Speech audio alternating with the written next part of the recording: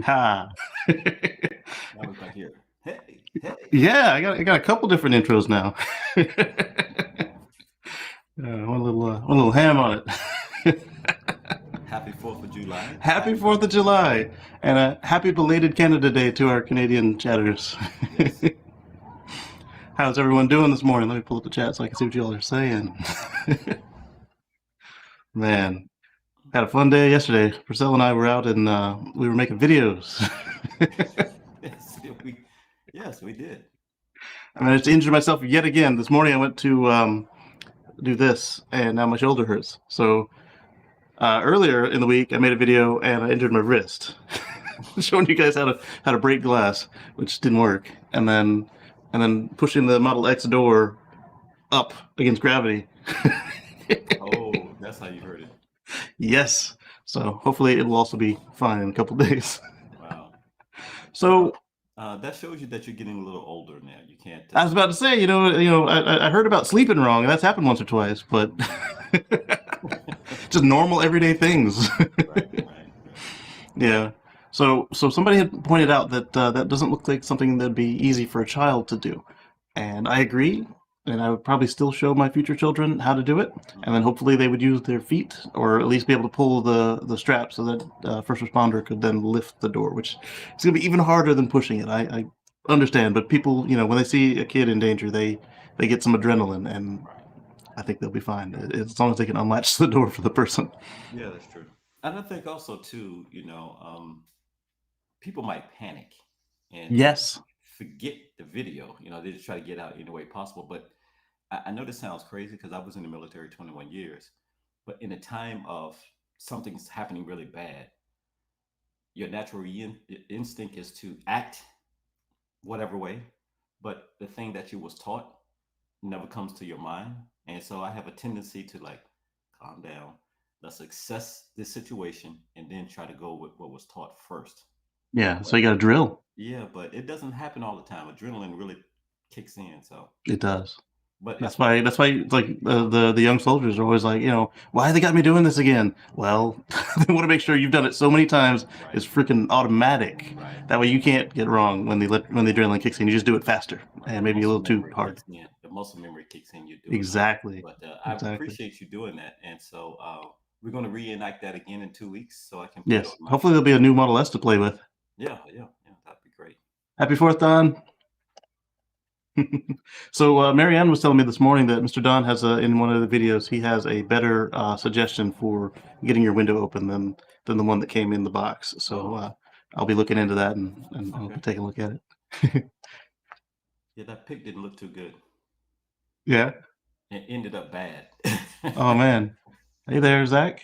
All the way, Purcell, your volume is a little low. I don't know if you want to adjust it in the mic or in I'm the sorry. How about now? streaming app. Is that better? Yep.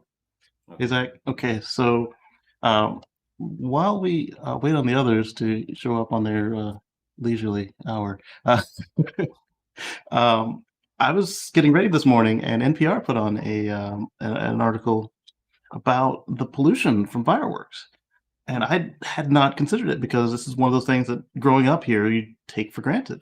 Hmm. And so their real warning was that they wanted to make sure that asthmatics uh, were upwind from the fireworks this year because with everything going on right now, it's going to be a little extra rough on them. And they pointed out that if I knew this logically, but it didn't even comprehend that there's heavy metals, there's obviously the gunpowder, lead, and all this stuff is just up in the air as the thing explodes. And I was always looking at it from the nuisance aspect, like you're scaring pets, you're scaring veterans with PTSD, Hmm. and the fact that they don't just do it on the celebratory night of January 1st, July 4th, they're doing it all hours of the night leading up to it. Yeah. Well, two things that come across my mind since you brought that up. One, last year, might have been the year before, but last year they did a 4th of July ceremony in DC, and the Yeah. fireworks didn't go too high, and essentially it smoked everybody out. Ooh. I don't know if you remember that or not. It was covered on TV. It was overcast, Yeah. It was not quite raining, but the fireworks didn't go as high as expected. So it just completely it was bad. Pretty Yeah. much it was just a bunch of smoke. You could see the fireworks kind of go off in the air, but it was like on the ground level, a lot of smoke. The second thing is that in a couple of months from now, I'm trying to. Hopefully, this will come together with the baseball team I was telling you about in Southern Maryland. And one of the options was to have fireworks at night as we leave the game. And then Yeah. one of my friends said, I don't want a lot of particles to come raining down on my car. So I'm like, Yes. yeah, that's pretty smart. So, And they're pretty nasty particles if you don't have any sort of paint protection. right, that's right. Which I don't. So, I keep my Right. car in pristine condition. So, You had we're to not going to re-wax do it. the fireworks. We're not going to do the fireworks. The game will be over by 4 o'clock the day that I Yeah. selected instead of, at night. So, So this might be a good opportunity for those like multi-drone uh, productions, because then you don't have all the particles. And if you recharge them with solar, mhm, then it's actually more green mhm. by millions of times. Yeah, right, right, right. Yeah. And then you can do more with them too. And if there's a dud, you're only missing one or two drones. You're not missing, the whole grand finale. I prefer the drones because last night, our neighborhood, they celebrate early, and it's been going on That for like part, the last week or so. It's like Jesus. So hopefully they'll get it out their system tonight. hopefully. And then hopefully they clean up after themselves. That's the other part, is that, on the ground, all the shells and casings and stuff. Hmm. So Don says, I wonder if the Pennsylvania driver knew about the emergency release. Based on how many folks want to open my Y's front doors using the emergency handle, I question how the PA driver felt trapped. Exactly, and on your Y, yours has the little icon that tells them that this is the button, right? Not like the Model 3 where it's just got the dashed line that who knows what that means. Right. So I'm wondering if that's something that the attorney embellished, or if he really was sitting there pushing the electronic. I mean, it's not even like it has any give. So once there's no power, I don't understand how you can make that mistake. At least on the 3 and the Y, you push it and it has a give. But Right. again, as Purcell said, when the adrenaline kicks in, but I mean, at that point, I'd be flailing, and if after the fourth try, if it didn't work, I'd be like Right. trying to escape with You may force. think you may think you're Yeah, so hitting you the have the little right symbol. button. So Right. yeah, Right. You may think you're hitting the right button, but you might not. You might be thinking you're doing something, but you might yeah, not. exactly. Hmm. What's up, Marcus? Don Yeah, was just talking about the guy who felt trapped in his Model S. And he was saying on his Model Y, folks are always using the emergency exit instead of the main one. Hmm. So we're curious how this guy made that mistake 2 days in. and I'm pretty sure. I mean, I don't know. I can't speak for every delivery center, but I'm pretty sure some of those guys at least show them that kind of thing, from Yes, my knowledge. But they do the basics. Here's the doors. Here's YouTube. Have at it. definitely.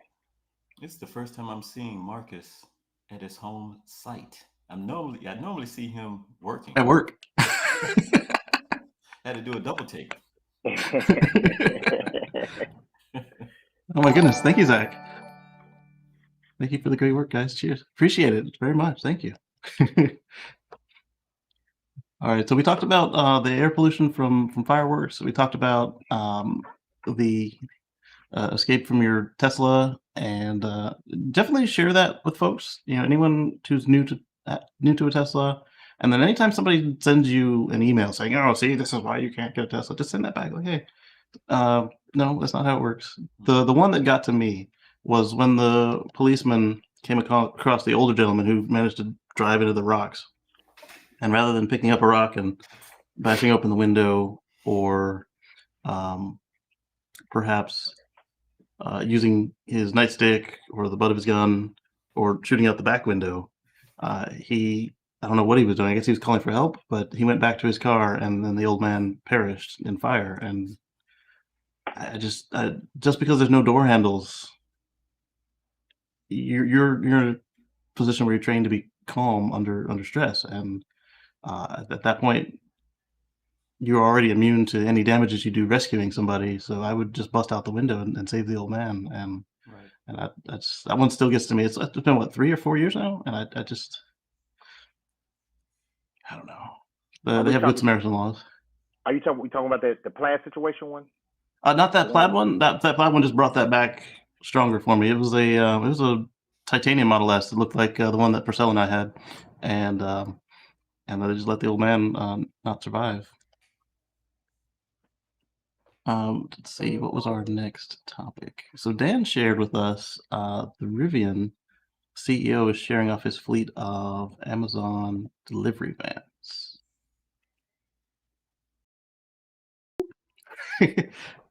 So these things I think are going to be awesome. Somebody had pointed out on one of my videos, I think it was Purcell, where those Amazon vans are everywhere, the gas ones. Yeah. And so it'll be quite nice to see them with the electric one.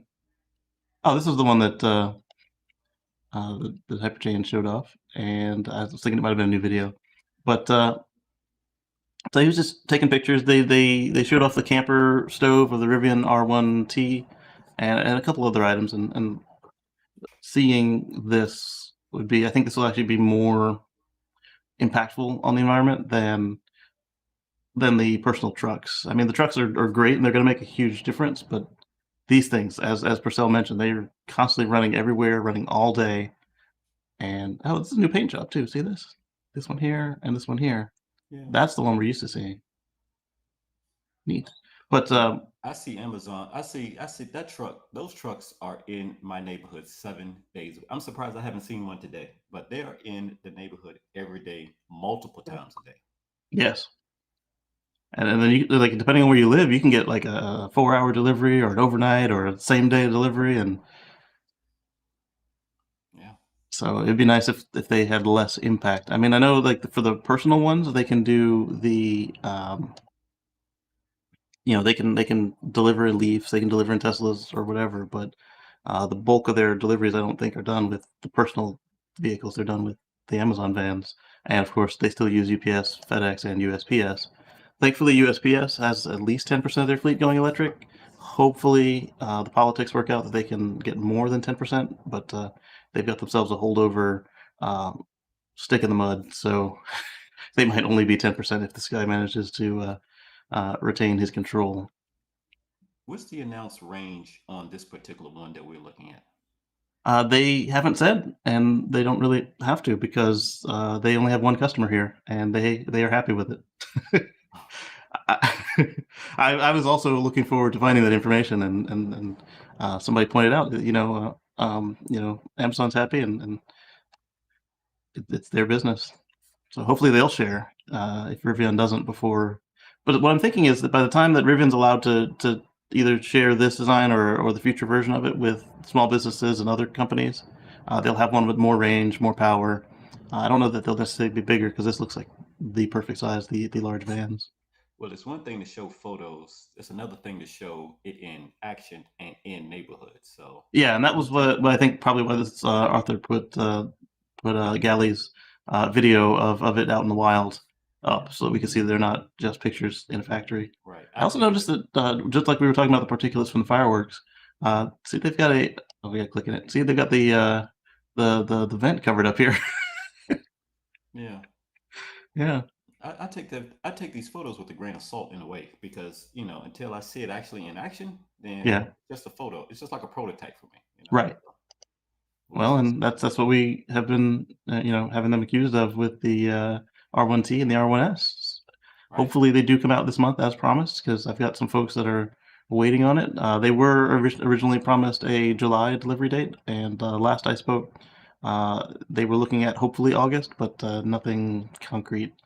And for them, the Cybertruck would be too big, so having something smaller like the Rivian would be ideal for him and his family.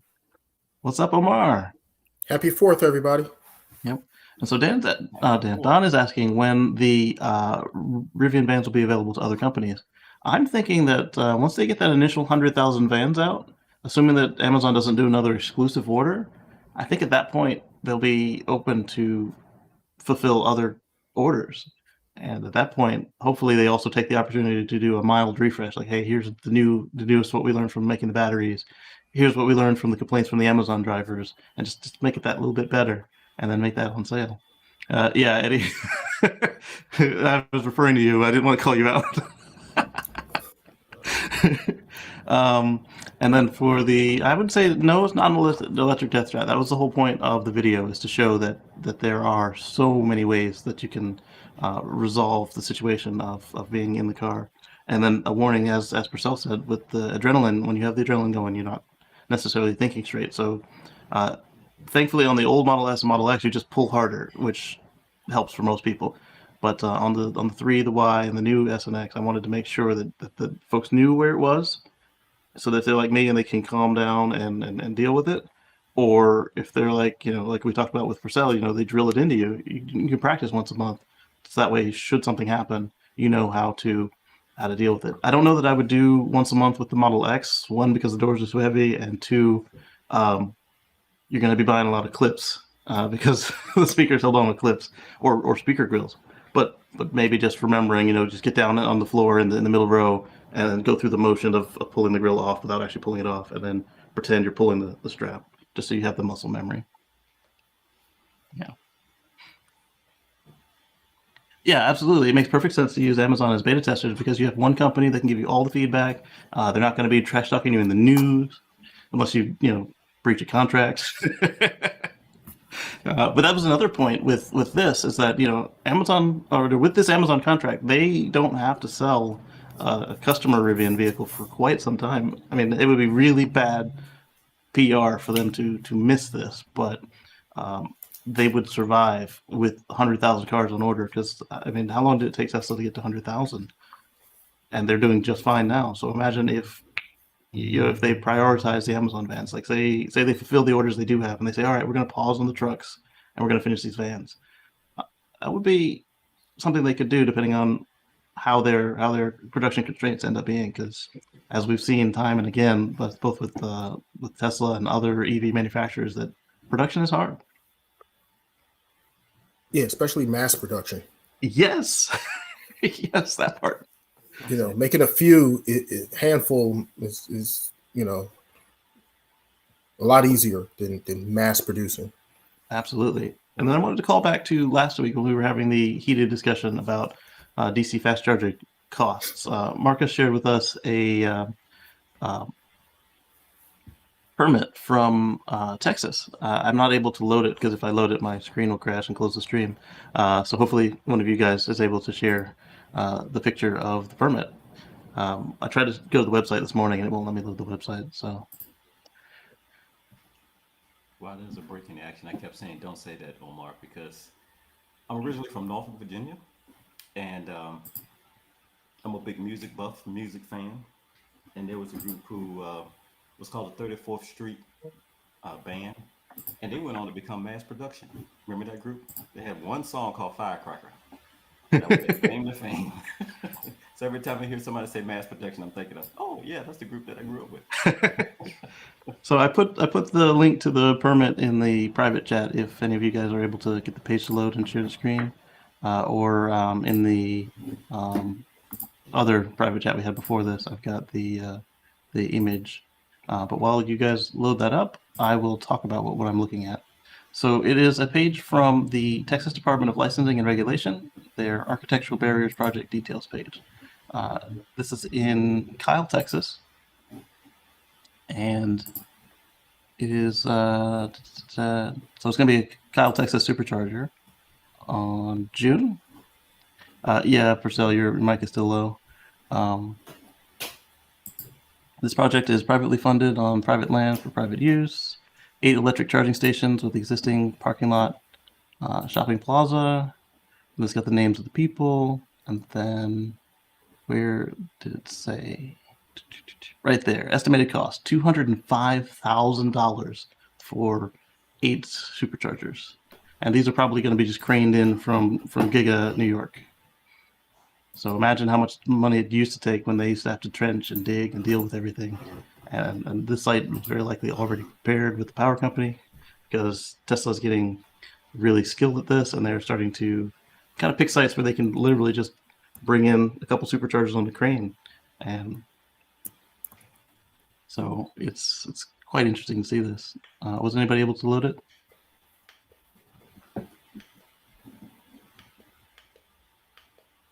4th.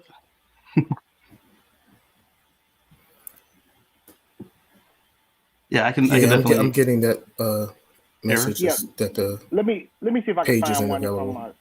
Yeah, let me see if I can find another one from my group here. Okay, appreciate it. Just give me a minute. Okay.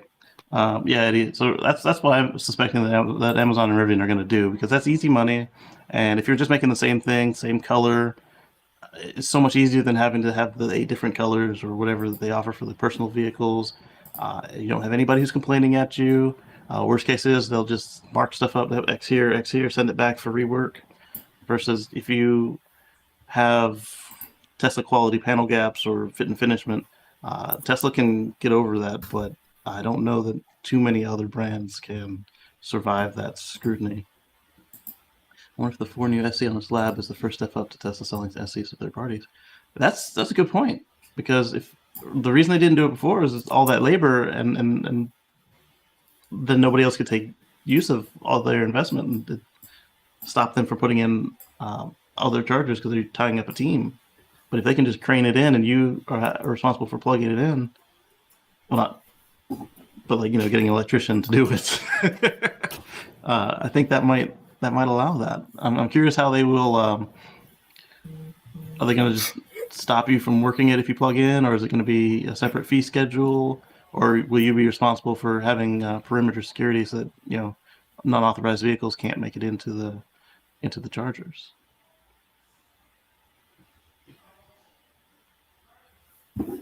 Okay, hey, look, yeah, it said that the system is down there. I guess they're doing it's on the maintenance at the time. Oh, That's why I man. wouldn't pull up. Yeah. Okay. Yeah. That makes sense. So I've got a picture. It's gonna be small. You don't know how you can zoom on it. I was hoping that somebody else could download the picture and share their screen on the photo app or something. Let's share this in the meantime. It's the right window. Yep. Okay. Yeah, but I don't know how to zoom it, because if I try to zoom it, it stays the same size. I've tried. Like, everything else will change size. Yeah. So right there is the 205,000, and it looks like they want to get done by September, and they started at the end of June, on June 28th. So it's cool stuff. And 205,000. But how many stalls is that? 8. Okay. Yeah, and I agree with what our chatter was saying, where he said that it shouldn't cost that much, and I totally agree, but it does. It does. Exactly. That was my whole point of my part of the discussion. Is I agree that it shouldn't, but it does. Yeah. And it varies in different places. Because I have another one. I seen another one. I want to say eight stalls or so. It was like a little over 300,000 in a different area of Texas. So it can range. Absolutely. It makes the difference. Yeah, I'm sure it depends a lot on, how much power is available in that area. If they have to make upgrades to the, whatever transformer or whatever is in the area or whatnot. How much trenching do they have to do? How far away are they from the power source? I'm sure there's a lot of factors. Sure. Another one that came to us, which I thought was pretty cool, is that the Model S Plaid at 50% charge pulls faster than supercars, according to what people have seen so far. I thought that was pretty cool. It was coming from Drag Times as a draggy device. Brooks, he does some good work, and I suggest checking him out if you're interested in drag racing. He does a lot of fossil cars, so I end up skipping a lot of his videos. But he does also, he's ordered a Plaid. He ordered a Plaid Plus like Marcus did as well, and he didn't say what happened to his. And he currently has, while he's waiting on his delivery, he has a Model 3 Performance, and I think his wife has a Model Y Performance. And prior to that, they had a bunch of different Model S Performances, and his wife had a Model X Performance, and they would all take him to the drag strip. And he's investing in this. He's got a trailer, and it's going to be interesting to keep watching it. But I think that High Voltage Racing Performance, since they're only electric, I'll be watching a higher percentage of their videos than just the electric ones.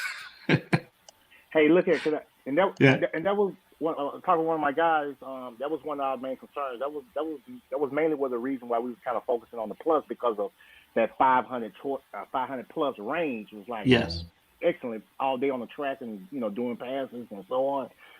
That was our main concern, but Yeah. And Yeah, when I took Tacoma to the track, I did from 9 o'clock at night to midnight. That's when I left at midnight. They weren't completely done. I did a 95% charge, drove there, got there at 90%. And when I got back to the house, I had something like 63%. So, I mean, obviously you're going to be going more hours than I did, but I think that it'll be all right. But then you've got that solution that you came up with. That'll work too. Oh yeah. And plus, some of these tracks out here, they race until 3 a.m. and things. Oh my goodness! Wow.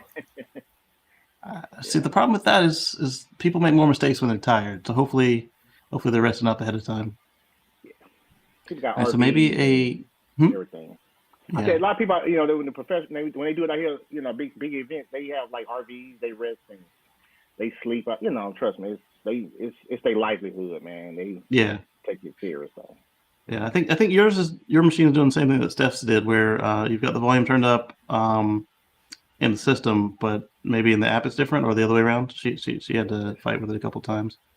So Don is asking maybe a Megapack could reduce the infrastructure cost of a supercharger, and it absolutely does. They have a couple power packs at other stations, and you'll see that they are able to do peak shaving. And what's funny is when everything is down in that town, and you see people coming in and going out and actually fully supercharging and acting like nothing has happened because it's been battery backed. Yeah, that's really cool. All right, let's see here. So then the other another article that came up that I thought was pretty interesting is that in China, Tesla has extended their deal with CATL, CATL, through the end of 2025, literally the end. So it goes from whenever it already went to December of 2025. And I have a feeling that as Musk keeps telling us, they will keep on doing it because he's making as many as they can, and he's buying as many as they can. Well, yeah, the batteries is a huge part of their production constraints. So they're, for the foreseeable future, Tesla's going to be manufacturing and buying as many batteries as they can get their hands on. Yeah.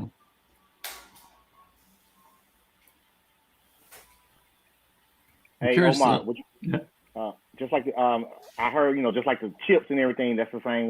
They do that, and there's a reason why. You see, to keep from what's happening with the shortage on chips as well.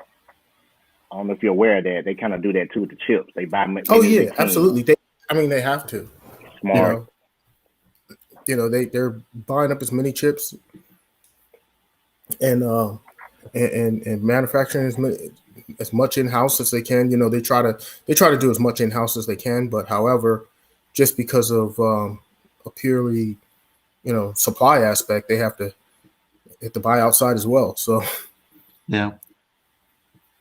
So yeah. So that's one thing that Tesla did differently than some of the other auto manufacturers is when pandemic hit and everything, and everybody slowed down their orders and said, "Oh, well, people aren't going to be buying as much, so we're just going to slow down and not put in as many orders or whatever." Tesla kept going with, "No, give us everything you got. Give us everything you got." That way they didn't lose their spot in line like the other guys did. Right. So I tried not to give this guy too much screen time last week when he was, or week before, when he was running around lying on the Teslas. You can see in the picture here that there's a VIN number showing, and it's in transport mode. The cars are transported before they ever hit service mode, factory mode, transport mode, service mode. And so he was claiming that his car that he had, his lunch in, that wasn't really his car. He was complaining that the airbag module came out when he just grabbed it. Well, before pre-delivery inspection, you have to put some stuff and behind the airbag, and you have to inspect the torque on the bolts, and then you have to say that you did it. And so if you have to unclip it, that slows your people down. So why clip it in before they've done the work? And so, he was lying, saying that this was his car.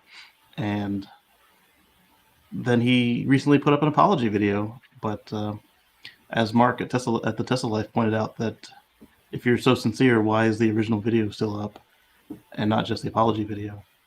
And he didn't make an apology until Tesla sent, they pointed out that he was no longer welcome on their facilities. And they sent somebody to deliver that message to him from the constabulary, and then he put up an apology video and said, he's buying a Model 3. And then I think it was Patrick pointed out that, this isn't the first time that Tesla has, fired a customer before. We had the reporter who was complaining about the cocktail offerings at the Model X launch party, and Elon refunded his deposit and blocked him from ever ordering a Tesla again. So he didn't even get his Model X. Because he didn't like the shrimp.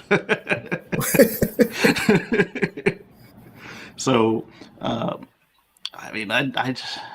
would be careful going up against Tesla with something that you knew was a lie. They've got a very powerful legal team, and here's a link to his video where he's saying that was his car. You can still see here transport mode. I'm not going to play it. He doesn't need the extra play.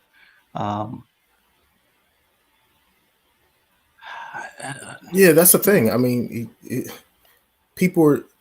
It's sad, but people know that anything Tesla is going to get clicks and views in headlines or whatever, especially if it's something negative.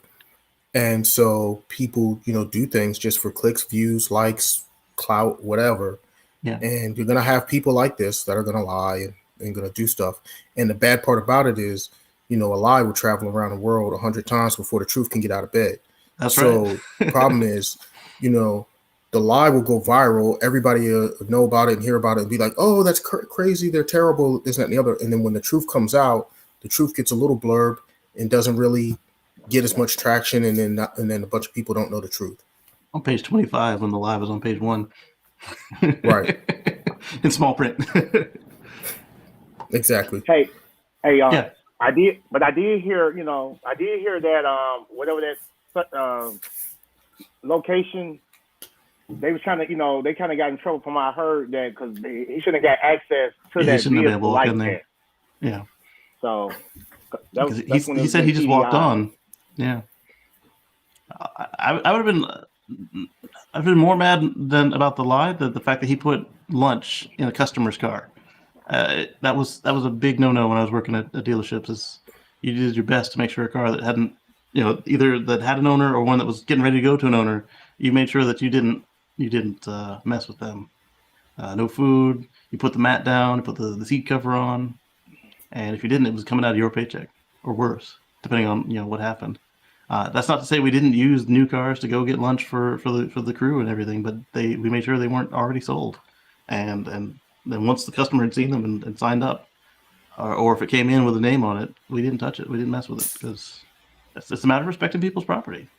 I mean, and this was a Model S long range he was in, was another reason that we knew that he was lying, because the Plaids were barely in delivery at the point, not not the long ranges at the time. They're out there now, but.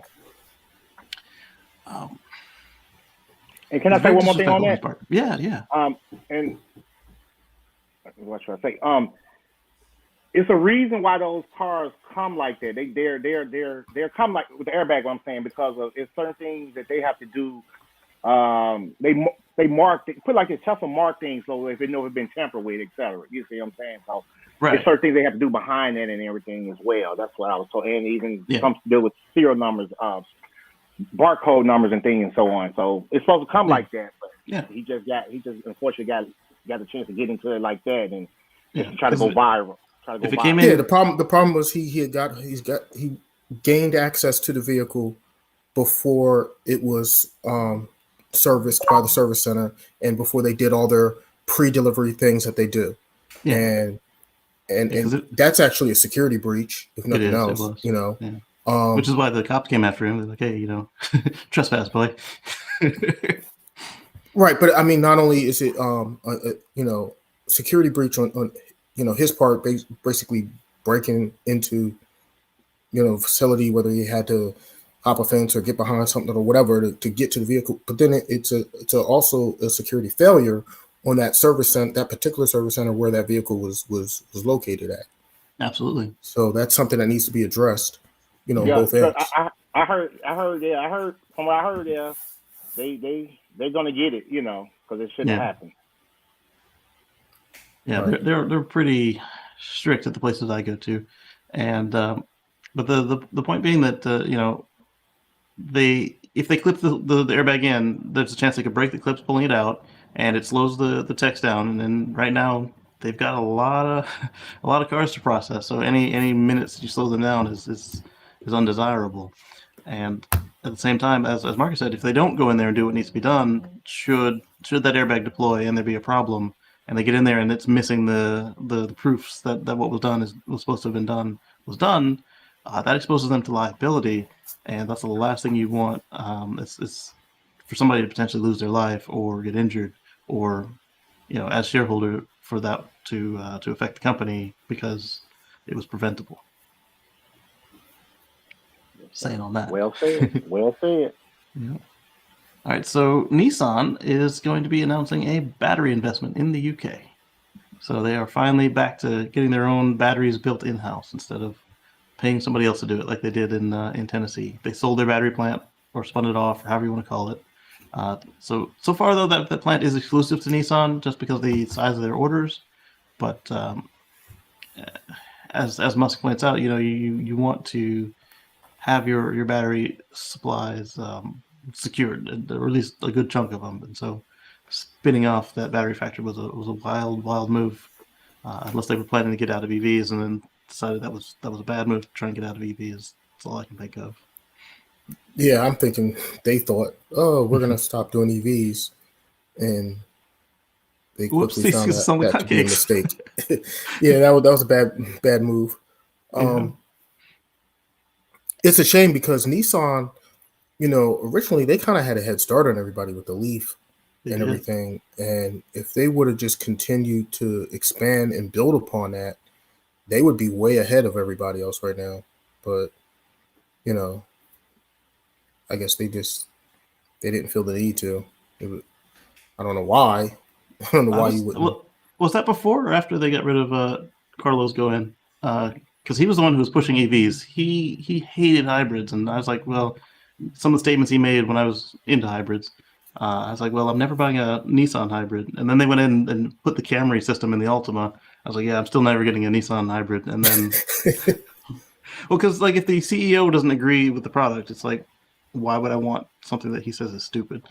And but he always maintained that EVs were good, so that's why the Leaf was actually on my shopping list when I ended up getting the Volt, which was a good move on my part because the original Leaf would not have survived my commute, and then I would have been stranded with an expensive car because it was expensive at the time.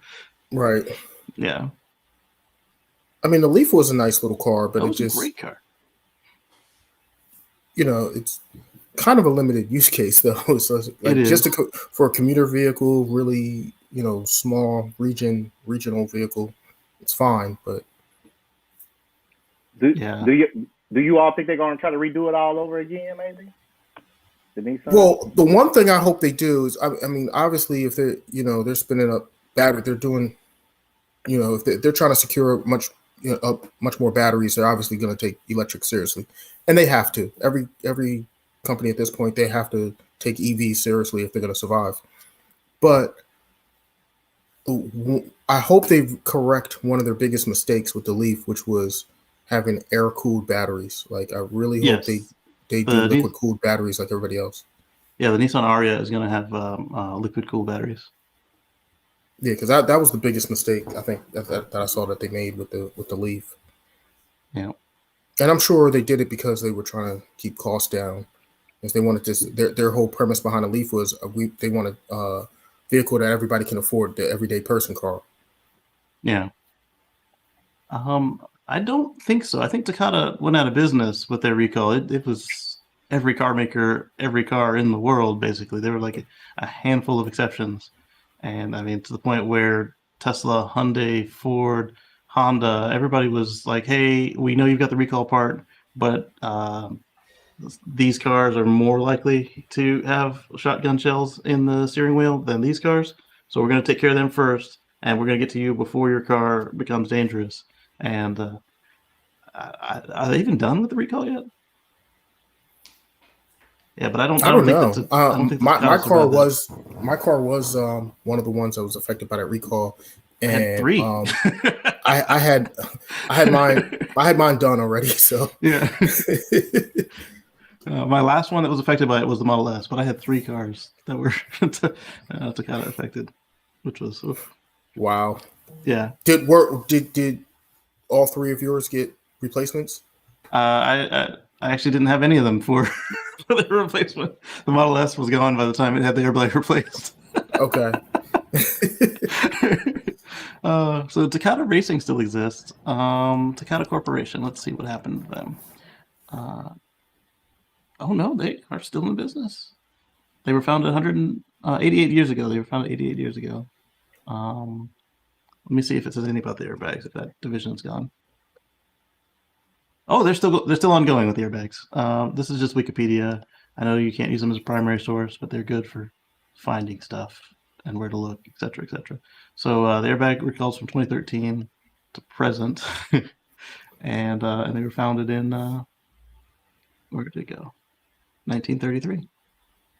I wonder what they were doing before, because I don't know that we had airbags in 1933. Or at least if we did, they weren't common. Well, they were doing some other parts, something else. Yeah. I'm sure they transitioned over the years. And yeah, like Nissan, like Nintendo used to be a card game maker, among other things. They reinvented themselves several times over the last 100 and some odd years. So I've got this to share. The Pure Vision Autopilot is going to get its speed increased to 80 miles an hour. I think I had a tweet on that too. Did I have a tweet? okay, that's some progress. Yeah.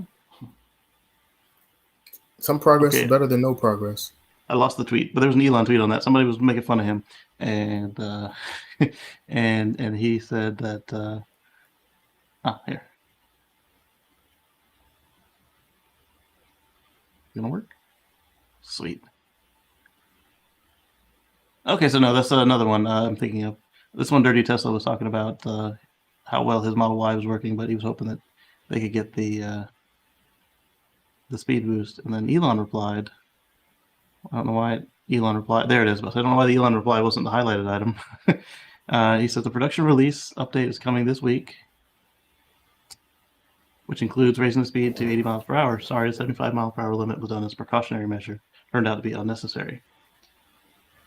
And then Green said, what a missed opportunity. You should have asked for 90. I agree. And that's what I was saying. I was like, the 90 is because in Texas, if you go 5 over and on a couple roads, the speed limit is 85. So to go 5 over means 90. And so that's not going to get you a ticket. And he wanted personally. Okay. Hey, can I say something right quick? Go ahead. Selfish. I don't know. For some reason, I hate to see Elon unnecessary now, if you know what I mean. Unnecessary, because he's like the plus. He says a lot of stuff is unnecessary. I disagree with him. You don't need lumbar. Unnecessary. Nobody was using that anyway. Yeah. War machine. How about somebody had already said it and then they just left it? Right. Yeah. That's what you used to always say about waypoint. Yeah, he hates oh waypoints. My god, waypoints! Yeah, like waypoints would be so useful in a lot of cases, and I don't know why he's so against them. And the car already has what it needs to do waypoints. It does waypoints to get you through the superchargers if you try to go further than the exactly. Those are waypoints, and a perfect example of why you need them. Right. So on some level, he understands it, but I don't know why he is opposed to us having them. So you think when you think he's gonna probably release it, since he made the announcement on on the 10th on the 2 weeks, the plan of it. Oh, that's 2 weeks. 2 weeks. Yeah. I forgot about the 2 weeks, guys.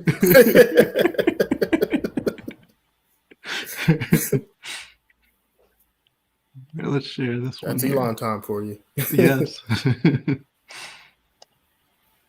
So the Model S long-range deliveries begin at $50,000 less than Plaid, but they're also slower. but they have more range, and they don't look as cool. So yeah, I understand they look almost exactly the same, except for the plaid badge on the back now. But inside, they don't look as cool. You don't have the piping on the seats that goes fast. But you say 50 grand, so. I mean, if you're not, honestly, if you're not into racing or getting it for racing and taking it to the track and doing all the racing stuff, to me it doesn't make sense to pay an extra $50K for basically the same car. It's basically the performance that you're paying for. So if you don't need it, if you don't need that specific performance, it's not like this car is slow. The regular long range is not slow by any means. This long range I think is as fast as my Model XP. Right. So I mean, if I was buying one, I'd save the $50K. Yeah. Omar, you make a good point, because I hate to say, I see a lot of people with the plaid, they're really not going to use it for what it's for, and they're not going to probably, because one guy he said the G-force kind of make him dizzy a little bit. I'm like, why did you buy it? It was like some guy said he had, he said kind of stronger than his wire or something, and he just said the G-forces is really stronger, and I'm like, why did you buy it then? But some people, I didn't like it, but yeah. Do you get? But on the other, go ahead. Do you get free supercharging with this? Is there an that would have been a great perk? Yeah. Nope. I wish you did. I'm looking at my list right here. It says pay as 1,000 miles of free supercharging. Yeah, pay as you go with the supercharging. I got some referral, but yeah, you would think that, especially with the situation for people that had a plus order and did it, when they first announced it and things, you'll think they'll do that to make it right, but. I mean, honestly, if you look at the average driver and how many miles they're going to drive or whatever, and you look at how often are they really going to be supercharging, somebody that's buying that car, if you're spending 140 grand, 150 grand on a car, you most likely have the ability and the means and the space to charge it at home. So the majority of your charging is going to be the most convenient place to charge, which is going to be at home or your garage or wherever it is that you're keeping the car. Now, that being said, on the occasion that you are going to need supercharging, it's not going to be that often. You would think that they could just go ahead and include that. It's a $150,000 car, $140,000 car, whatever. You would think that, you know what, for the amount of supercharging that person's going to do, go ahead and throw in the supercharging. It's not going to be that significant of a cost for them. Yeah, I think that would actually be a smart move on their part if they included on the plaid cars or whatever the top trim is at the time for the Model S and Model X, maybe the Cybertruck, I don't know. If for the top model they include supercharging for life, at least for the first owner, because they think about how much extra profit they make when you because as they were saying, you get almost no difference between the two cars. Think about how much extra profit you get for that. Yeah, you get another motor and stuff in there, but how much does that actually cost them versus how much they charge? They could probably sell more for people who are like, oh, but honey, I also get to charge forever on this. Let's plus up. That's why I brought it up, because to incentivize people to buy something that expensive, give me something else other than just how fast it goes. Especially since it doesn't look that much different. For me, I'm not interested in the speed. I'm interested in long term. I guess I'm looking at a car for long term, and for me, free supercharging does it for me. Yeah. Yeah, that helps with total cost of ownership. Right. That's why I have my car forever. I mean, I'm not selling it because it's free supercharging. That's why I'm keeping my P85, because of free unlimited supercharging, the free premium internet, and that's why it looks like Takeoma's also not going anywhere, because she's got the free supercharging for the first owner, and she just texted me she finished charging at 90%. So one thing that keeps coming up, the people keep complaining about how expensive these performance cars are. Oh, they're so expensive. I look at it and I'm thinking, man, when my car was new, and even worse, when Marcus's car was new, we both have B cars. How much more expensive were they in that money versus today's money? And then the new cars today are still less expensive on just straight dollars without the inflation factor. So like say mine would have been 160 if I did everything. I didn't do everything. And then the new Model X is like 155, 140. It's like it actually went down in price, especially if you count inflation. Also with the stuff that you get now, the technology that you get now Yes. in the vehicles nowadays, like I said, I think the guy when I bought my 13 P85 Plus, I think if I'm not mistaken, thing said originally it was like 126 or something. With the, that was a rear-wheel drive back in 2013, like 126, 130. Ain't got no autopilot or anything, no adapted. Right. Like, yeah, I thankfully ours was actually bought for business purposes, so it was a little less heavy in the pocket. But my main excuse was, aside from wanting to go fast, was that when you buy a combustion tow vehicle, they always tell you to plus up the engine one size from what you actually need, and nobody could tell me if that applied for electric or not. So I was talking to my wife. I was like, "Hey, this is the rule for gas. I don't know about electric." And she's like, "Okay, go ahead." And so I did.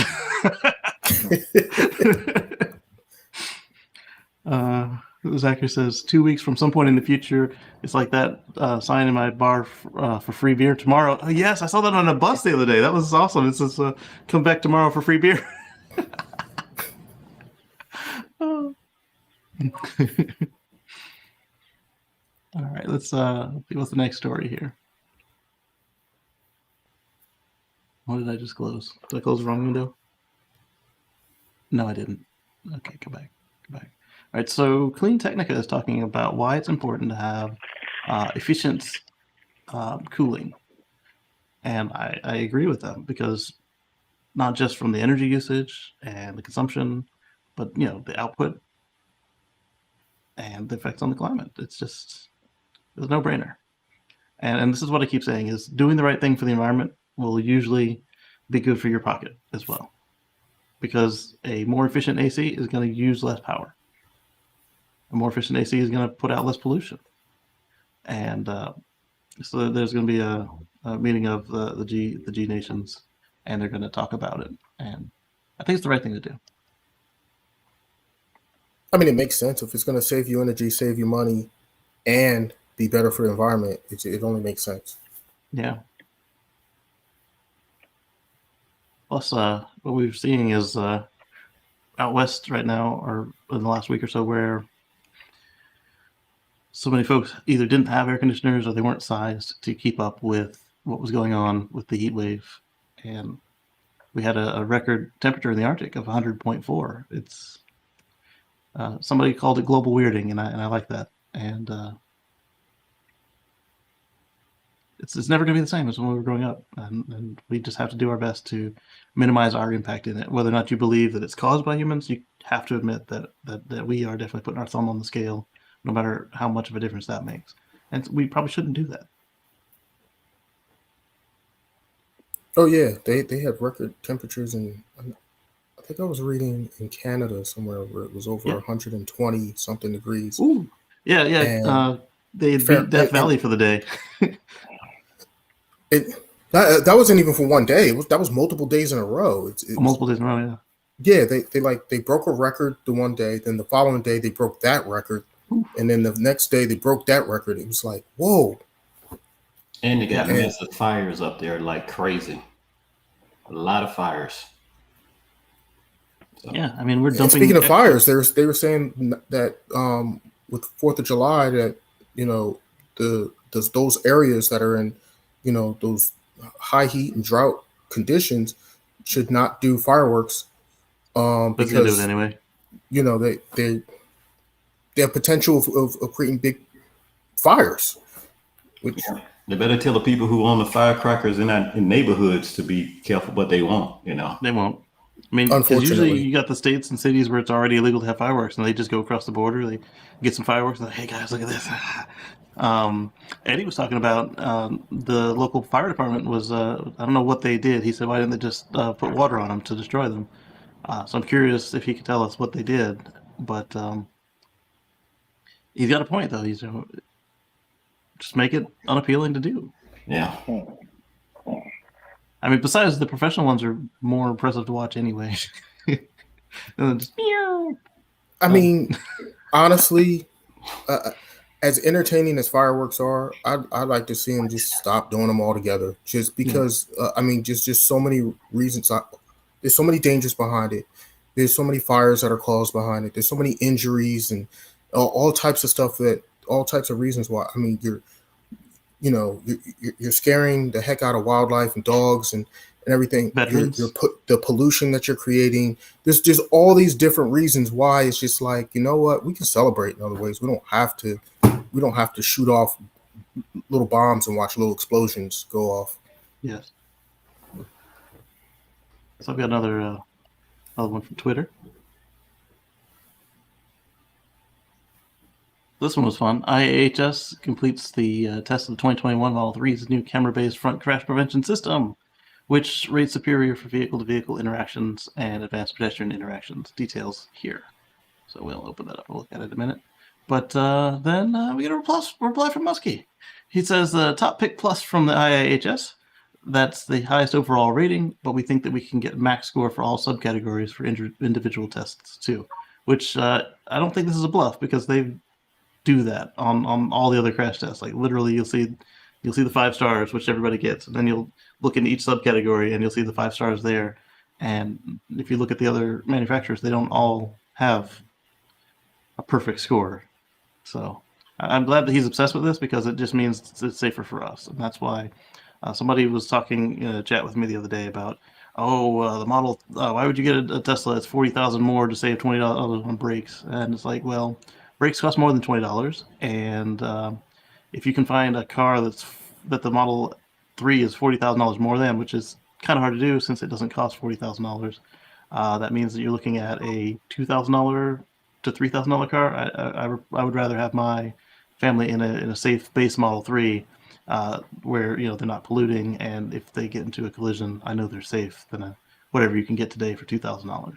Not that there's anything wrong with if that's the only car you can afford, but I would prioritize my family's safety over being a cheapskate. Well, first of all, no car costs new. No car in the U.S. is brand new at $2,000. So you're talking about a used car at that point anyway. So now, if you're talking about used cars and you're trying to get a used Model 3 or whatever, I mean, now the price comparison it becomes different again. Exactly. So. And I'm not putting down people who that's all the car they can afford. I completely understand that. But this guy was obviously being a smart butt, and he was trying to be a cheapskate about it. And it's not all about money. You get stuff for the money.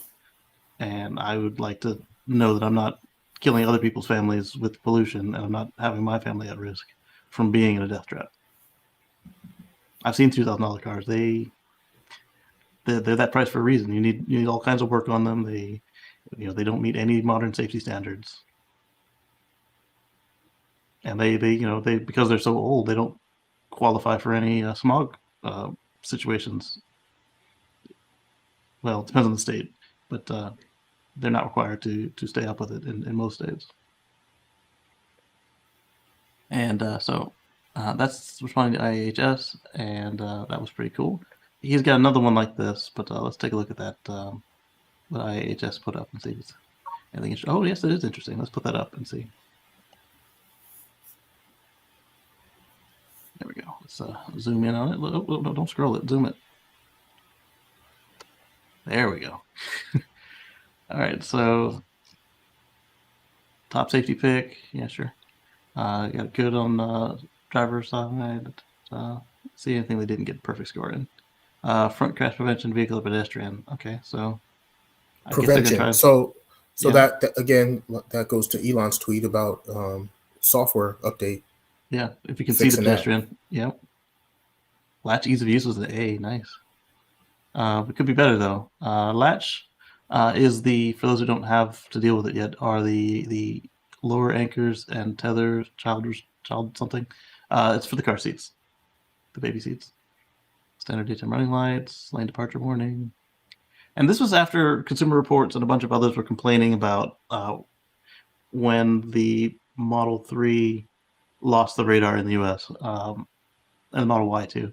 They made a big fuss about it, and literally it was just a case of, we just need to retest these things to make sure they still count.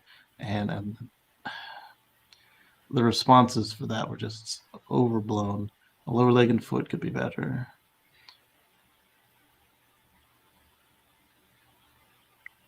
Greens across the board there for the small overlap. They loaded us in on roof. I don't know. Was that them or was that Elon in the link? I forgot who I clicked on. Loaded us in on roof. Side was good. Roof. The curb weight is 3,500 pounds, and it can hold 20,000 pounds. So you can stack 5.85 Model 3s on top of each other and be fine. And they all have a glass roof. That's cool. And that's with glass roofs. That's crazy. Yes. Well, you know what? The metal roofs that a lot of other cars have are Yeah. thin metal. So if you think about it, a thick piece of glass is probably stronger than the thin metal, especially the way it's, laminated and everything. So. And then this is specifically for the radarless cars, applies to 2021 models built after April.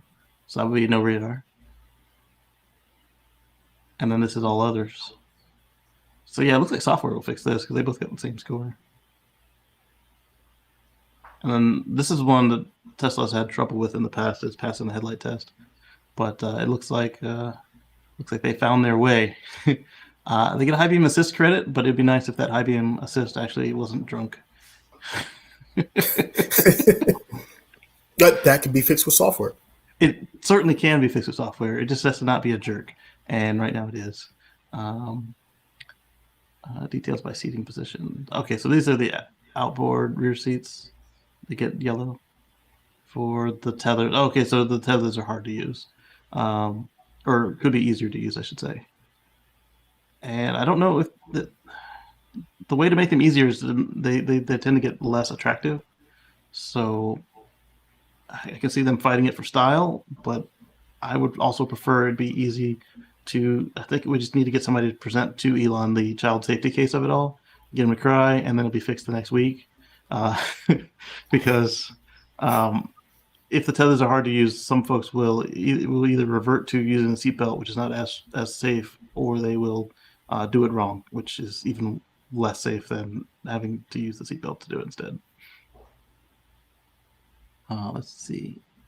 Hey, Anders. And Zach is asking how much methane has been released from areas that were frozen all year round is now melted. Russia and Siberia are building houses sinking because the ground is melting. Yes, and exploding because the methane is still kind of trapped by the soil, but now that it's become gaseous instead of frozen in there, it wants out, and it's being released, and then yes. And to another point, methane is much stronger a greenhouse gas than carbon dioxide. So we are in a pickle. Whether you think we caused it or not, we definitely have the tools to do something about it. No other animal on the planet can do anything about it. And so it's up to us. We live here too. And if we want to be able to continue to breathe fresh air, we need to look into it. And it's like I keep saying, if it's good for the environment, it's good for your wallet, unless your job is to sell oil. And I'm sorry, your time is done. You've made so much in the last 100+ years. Time for the next thing. And we see it with the with like Shell and some of the others that are getting into EV power supplies and green energy. So it's greed at this point if you are sticking with the fossils rather than helping to move past them. If Shell can do it, come on, guys. Well, a lot of them are waiting until they absolutely have to before they make a move. And what's going to happen is, there's certain places that are going to force them to have to, such as I think is it Canada? I think it is that they're going to ban all sales of any fossil fuel vehicles after 2035. 2035. Yep. Yeah. So and I think that's going to actually effectively make it sooner, because you don't want to be the bag holder buying a gas car in 2035 knowing that you can't sell it, or you can because it's used, but nobody wants to buy it because at that point, there'll be so many great EV options. Who wants to be the guy to buy the last one? And we're seeing that already today in Norway. Like if you have a used fossil car in Norway and you want to sell it, it is going to net you more. Well, at least this was before the pandemic anyway. It will net you more to take it to the mainland and sell it there than to try and sell it in Norway. So it's worth the transport fee or the trip down there if you drive it yourself. Yeah. All right. So then there was a Reddit post on. Okay. So yeah, this is what I was talking about. Consumer Reports. As much as they like to complain about anything new, especially if it's something that Tesla has done, the Model 3 got back its top pick status on Consumer Reports as well. After the IHSS gave it back. I've got a picture. It's exciting. So for the past 7 years, we've been seeing the prototype of this vehicle running around, and now there's a new prototype. This is the cargo van version. Anybody know what it is? Volkswagen? Yeah. ID Buzz, the little microbus. Okay. It's actually been renamed more times than it's actually been changed. But the giveaway for me was a license plate. They have the standard license plate now for all European nations, but when I was in Germany years ago, you can see like the first little blue splotch there was the indication of what country it came from, but now it's a different United EU plate. Yeah. But also, too, more importantly, the first 3 letters indicate where in the country it came from. So if it was Germany, if it was STE, it might be Stuttgart, or STU might be Stuttgart. M is Munich. B is Berlin. MI was Minden. That's where my wife is from. First wife. Oh, nice. So so that was pretty easy for me to guess. And then, of course, you see the auto right above that in German. That's actually auto Fledge. I might be saying it wrong, so excuse me if anybody can understand German. Okay. So the good thing about this is that finally the Volkswagen minibus electric is making some visible progress, because I think the first time we saw it was in the early 2000s. I want to say I saw it in person. So it would have been like 07 or at the latest, because I saw it at the auto show. And it could never really. I mean, it could drive and it was real, but it was on Hankook tires that weren't really real. They were for the show, so they weren't supposed to go above 15 miles an hour on them because they weren't real tires. But I'm excited because, I mean, more electric vans. That's the way to go. Well, I mean, more electric vehicles, period. Just replace, the gas vehicles with electrics. In all form factors, I'm with it. Here it is for size comparison. So it's not. I mean, it's still a micro van, but it's not tiny. I mean, it would make a nice minivan. It would in the cargo format. I would like it because then you could turn it into a camper, or use it for business, which is probably more effective than a camper. Yeah, I was thinking business use. That'd be, nice little cargo van there. Yeah. And then can you imagine it as a shuttle with put the windows in there, make it a people hauler? We could do that, or even just like contractors. People that do different types of work. Painters, or people that are general contractors. They use cargo vans all the time for stuff like that. Yep. And then we've got Ford with the e-Transit, so that will help too. I think I'm going in circles now with this picture. Yeah. Let's go to the next one. And so this is what they promised us, and you can see it actually is close. It's close to what they're showing. So that you just put the windows in and. Sorry, go ahead, Omar. Oh no, I was just looking at that compared to the other one that they just showed us. That you put the windows in and you pretty much have this. Yeah. Yep. So that H designation, the first letter, and then you see a little yellowish spot there. That's like the inspection tag that they go through. Okay.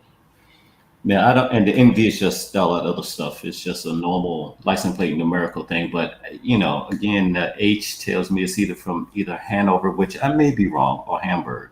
But Volkswagen obviously is in Germany, along with Audi and Mercedes-Benz and Porsche. I loved it in Germany. It was really eye-opening to live in another country for a few years and just see the nuances when they do photos like this. You can pretty much tell where it comes from. That's impressive. It is. I'm curious if it'll still have the swivel seats and stuff built in, because that's something that people do to their conversions a lot, is they'll make it so the seats can swivel around. And if that's built in, then that saves people a lot of time. And especially if it ends up being a autonomous car at some point, then you can just swivel around and talk with your passengers rather than everybody looking forward like a public bus. Mm-hmm. See what folks say about this one. Here. And hello, account free.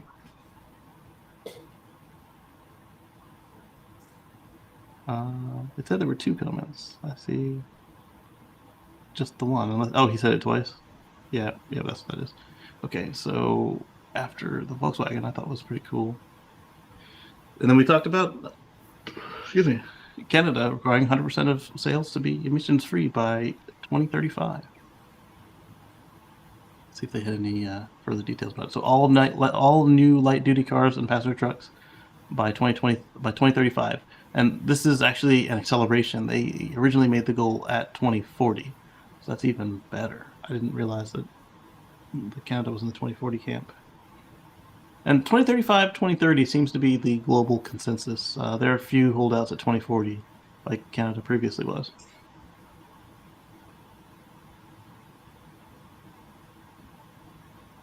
I mean, that's it.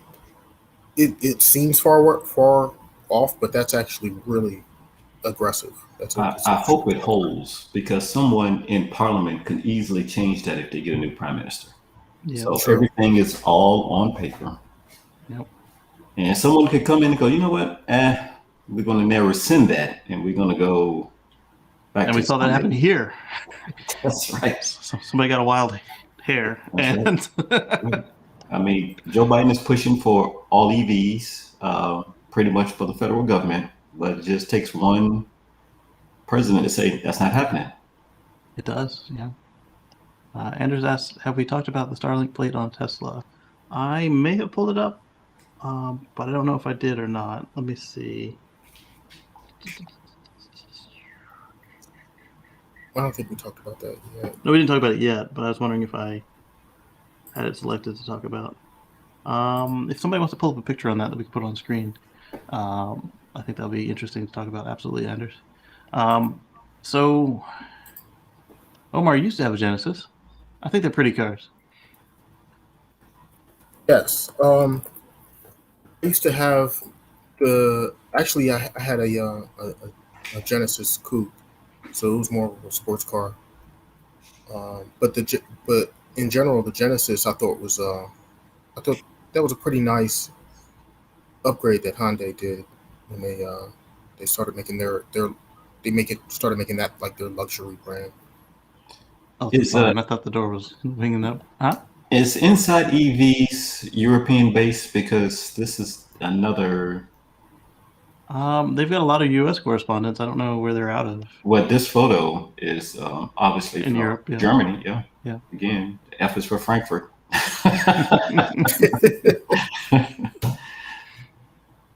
think I'm going in circles on it again as Well, well. it looks like,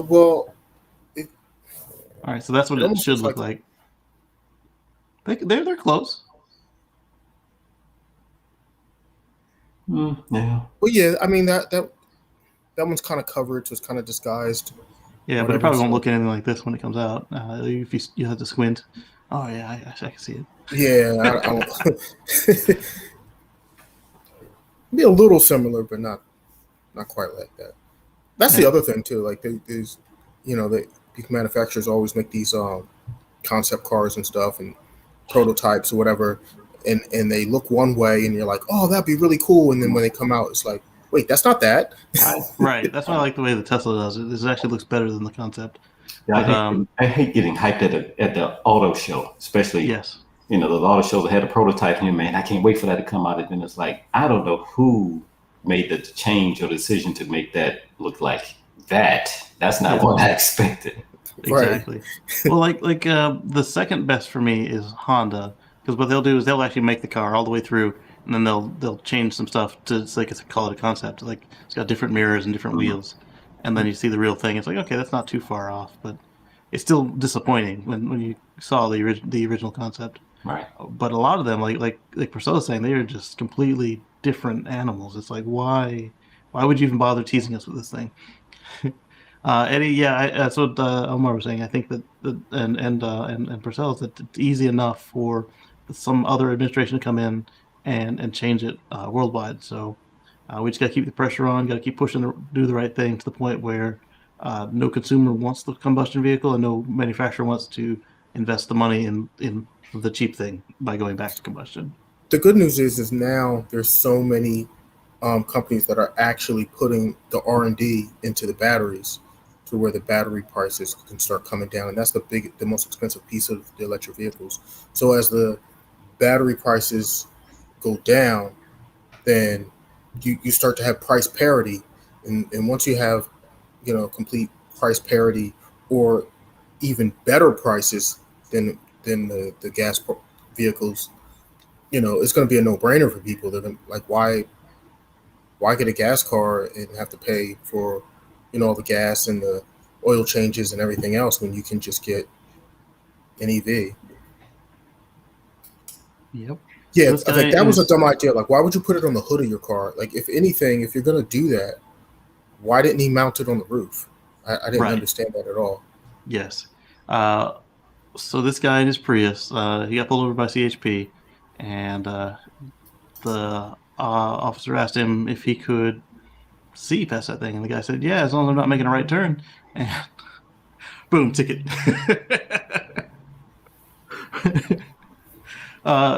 When this was brought up to me, somebody brought up a guy who's got like a Land Cruiser or something. He uses it to run his business, which is what this Prius driver said he was doing as well, was running his business.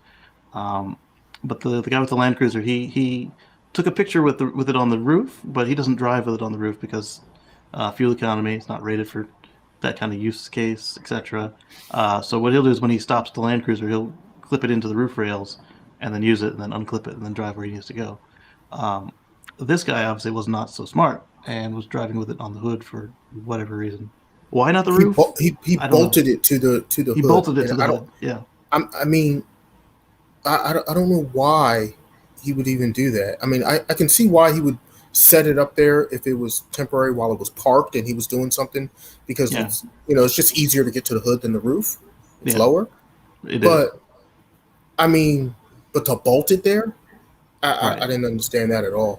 And why do you need data connection while driving? What is your business? I mean, you certainly can't interact with whatever's coming from the internet while you're driving illegally. So the closest I could think is like if he's doing a radio show while he's driving, but the sound quality is going to be terrible, so I don't know who would want to listen to that. And so I'm surprised I didn't also look for his computing device and get him for that, using a computing device while driving. He must have talked his way out of it. I mean, I still don't understand why you didn't put it on the roof. I mean, if you're gonna bolt it, if you're gonna take that much effort to bolt it to the vehicle, why not the roof? I don't even understand that. Don't waste your brain matter on that. No, you in the law enforcement field. You like, why did that guy break in and got 50 cameras and he said it wasn't me? What goes through someone's mind? Good point.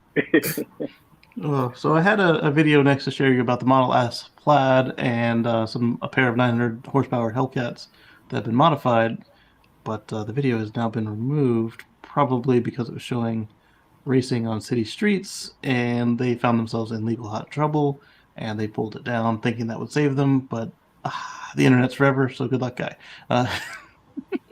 You're getting Marcus all excited for nothing by mentioning that. Sorry. I saw it. Oh, you did? Okay, I was going to say, I saw it. Yeah, I saw it. Yeah. But Marcus, when you get that car and put it in plaid mode, you can drive from your house to Maryland in about 15 minutes. So I expect to see you 15 minutes. when you get that new car, so you can be a part of my show. Man, believe it or not, that car's gonna. Man, believe it or not, when I do travel to my thing, it's gonna be trailer though. I hear you. I hear you. That's the way to do it. I understand that. I'm not doing no street race, none of that stuff. To each his own, I know guys that do it, but I just. Mm-hmm. I don't believe in that. It's too Well, rich. you're going to use really it for rich. your purpose. I mean, you're buying that for a specific purpose, and you're going to use it for your purpose and Right. do what you know, and that totally makes sense. Yeah, and the garage, I got a project today that I'm it's raining out here bad today, so I got a project. Just know I got some specific red paint, for the side of the garage, so we can have a warm welcome. I'm gonna do a little project here on my third bay, so he can come home to a warm welcome garage, like a showroom style. Yeah. Yeah, Anders is right. You can use file sharing or any number of things so taking it down at that point, the lawyer's already got it by the time they send you the desist, so you're done. Yeah, YouTube, so this one, YouTube is strict about that now. I heard they they are. really are strict about that street racing. They are. Mm-hmm. Anything illegal or dangerous, they don't want any part of it, which is good because their algorithms. Yeah. Their algorithms were pushing some really bad stuff a while ago, and now that they are finally getting on top of it, they got to be strict with it because they led to some extremist activity, and people lost their lives because of it being radicalized on YouTube. Casey saw yesterday in real time. We were in the parking lot at Starbucks, and there was a sandwich board that said no car shows. What did it actually say? It was like no car shows permitted at this location. Because the fact that when people leave, they burn rubber out of that parking lot. Yeah. So yeah. We got there, and there was nothing on the sign. So Priscilla and I figured that the sign was going to be removed. It was like on a trailer, so we were like, oh, they must have had an event and it's gone now. Nope. We got out of the Starbucks, and it was on. It said no car shows. Right. No car groups. Right. Oh, the sign say that? Yeah. Say that? But it didn't say anything when we went in. Right. We figured it was powered by solar because it was overcast when we all met. Yeah. And when the sun came out, it was like, I didn't notice that sign that was on. And next thing you know, we said, it must have been a solar panel that turned on and said there will be no car shows at this location. And I used to go there every Thursday night. But they just turned it on for you guys. They saw you guys there, and they saw 4 Teslas. And like, wait a minute, 4 Teslas. Too many Teslas going up at once. Nah, we got to turn the sign on. But you don't have to worry about us making noise pollution on the way out. That's right. That's true. We can't even burn the tires. So this one I labeled Elon's Got Jokes in my notes. So John asked, he said, when is SpaceX sending the first crew to Mars? Elon says, 2 weeks. 2 weeks. So he's aware of the situation, and he's got jokes. So this guy says, at this point, you're just memeing yourself. And I like Brian's question. When am I getting my plaid? 1 week. 2 weeks. Right? Marcus has the same question for him. When am I getting my plaid? Can I share that story right quick? Yeah, go ahead. Last Sunday, so it's like, for some reason, I'm noticing with Tesla dealing with me, it's a Thursday and a Sunday. So I got a phone call previously last Thursday from somebody from Tesla saying, "Hey, Mr. Campbell, because I want carbon. They said if you want to opt into wood, we can get your delivery sooner." Mm-hmm. I was like, nah, I'm gonna wait. I want the carbon fiber, because of course it's lightweight and etc. So I'll wait. They told me August maybe. I said I'll wait. So Sunday night, I was traveling this weekend. I was in Dallas, but coming back, I was tired Sunday and everything. So Sunday night, last Sunday night, about 8:30, I get a text message, a little short message from Tesla. It said, "Hey, you've been assigned a VIN, et cetera, et cetera." So I'm like, okay, I'm kind of excited, but I'm like, I just talked to them Thursday. They said I have to wait till August now. I'm like, I hope they switch to wood, just on their own, trying to get their last, deal in. So I got on it, you got to find, insurance and, final payment, et cetera. So I got on it because I'm off my job Monday. So I got on it Monday morning, contacted the insurance people with the VIN and my, the funds, et cetera. So, but they was rushing me. Like I was getting all kind of messages like, "Hey, Cam, are you gonna be able to come in today and et cetera and take delivery of the, finish the process?" I'm like, I'm on it. I'm working on it. So I got Tuesday morning. I got another call from somebody from California again. I said, well, I'm working on it, but I can't make my credit union and insurance move faster than what they do. This is a lot of. This ain't like no $10,000 car or whatever. They got. There's a reason they call them banker showers. Right. Right. Exactly.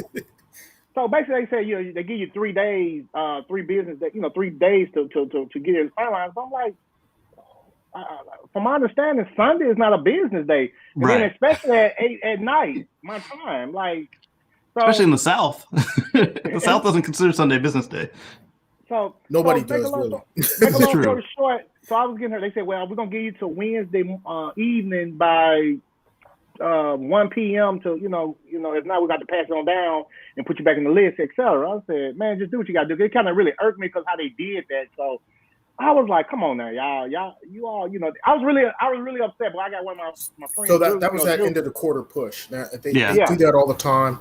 At the end of the quarter, they just want to push the cars out the door as fast as possible, and they don't really care. And they just and it kind of leaves a bad taste in your mouth. It does, because they did the same thing to me with the Model Y. And with Model X. Was you upset? Was you upset? Kind of agitated by it a little bit. I was agitated a little bit by it, but at the same time, I knew what they were doing. I know the game, so it was no surprise to me. But yeah, that's one of those things that they do. Just do that end of the quarter push. I was agitated, right? I was mad and everything. One of my EV brothers, Drew said, "Man, once you get delivered, that's gonna go out the window." And sure enough, now I went to the Austin Domain. They had my guy texted me, they got a display. They got one on display. So I went by there after work. And sure enough, I was still married to her, but I opened that door and saw that car. That kind of like just went out the window. I must admit, I was like, oh my God, that display. And it was the same color that I'm taking delivery of eventually. But yeah, once you get your car, you'll be fine. You'll be like, you know what, whatever, water under the bridge, whatever. I'm good. Yeah, mine went on a hurricane detour. They cost me 2% on my loan. Wow. Whoa. Yeah. All right, I was more mad about that. Right, especially when the amount these things go for. So Mercedes-Benz is talking about the series production of the e-Actros, which is not a new truck by any means, but now they're finally putting them on the assembly line, and that's what we need is more electric trucks, because they use a lot of gas when they're running on diesel. So you know what I mean, liquid fuel. So this is a good move, and to see more of them is a plus. They actually get 250 miles of range up to, and it's not a bad deal. And you can get a 315 kilowatt hour or 420 kilowatt hour battery, and they're powerful too. 420, that's funny.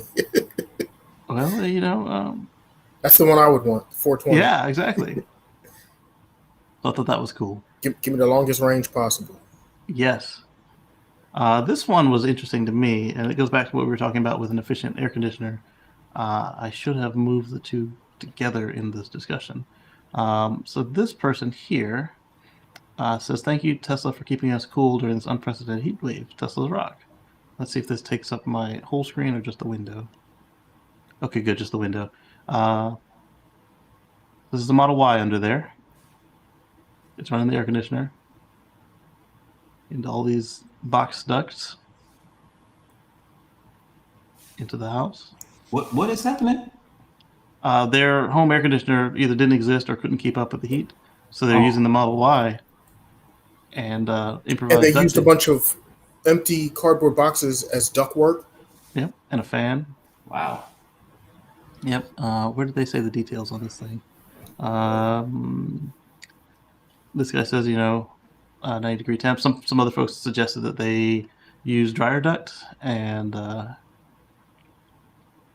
but I think that would be a little bit more efficient than the box. I mean, it worked for what they. I guess they used what they had, right? So right. Necessity is the mother of invention, and you do what you got to do. Exactly. That's some of that MacGyver. Yeah.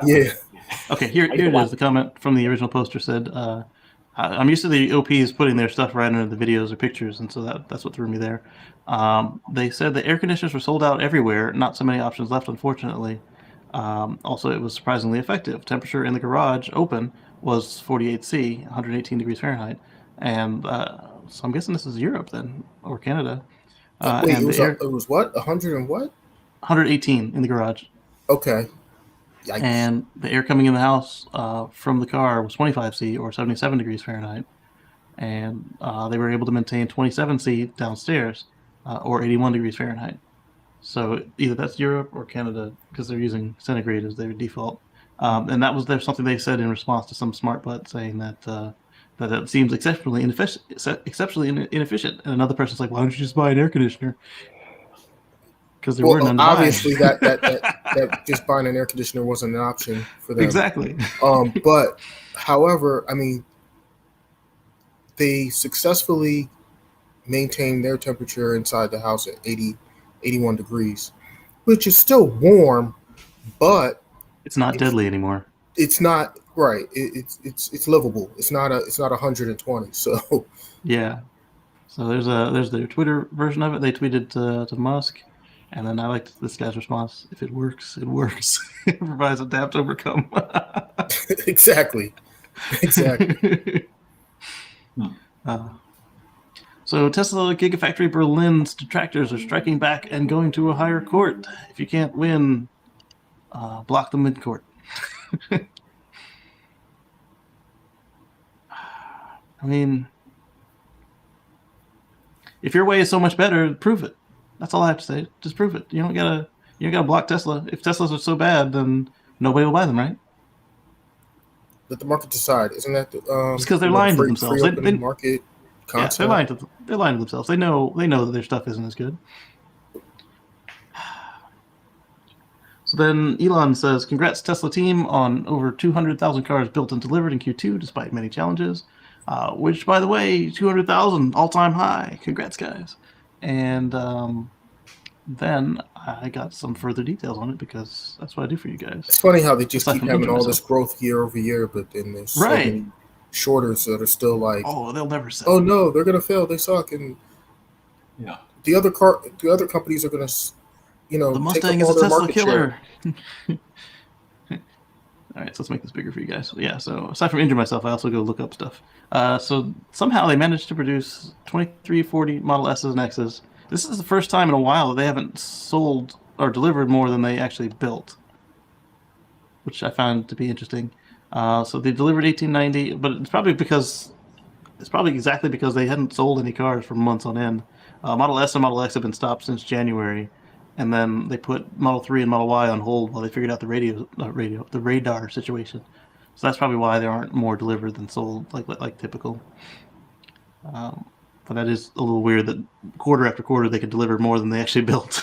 It's like, where are these cars coming from? There you go. I mean, at one point in time, they were producing a whole bunch of them and setting them to the side, and they weren't delivering them. So they probably, at this point, have caught up with that.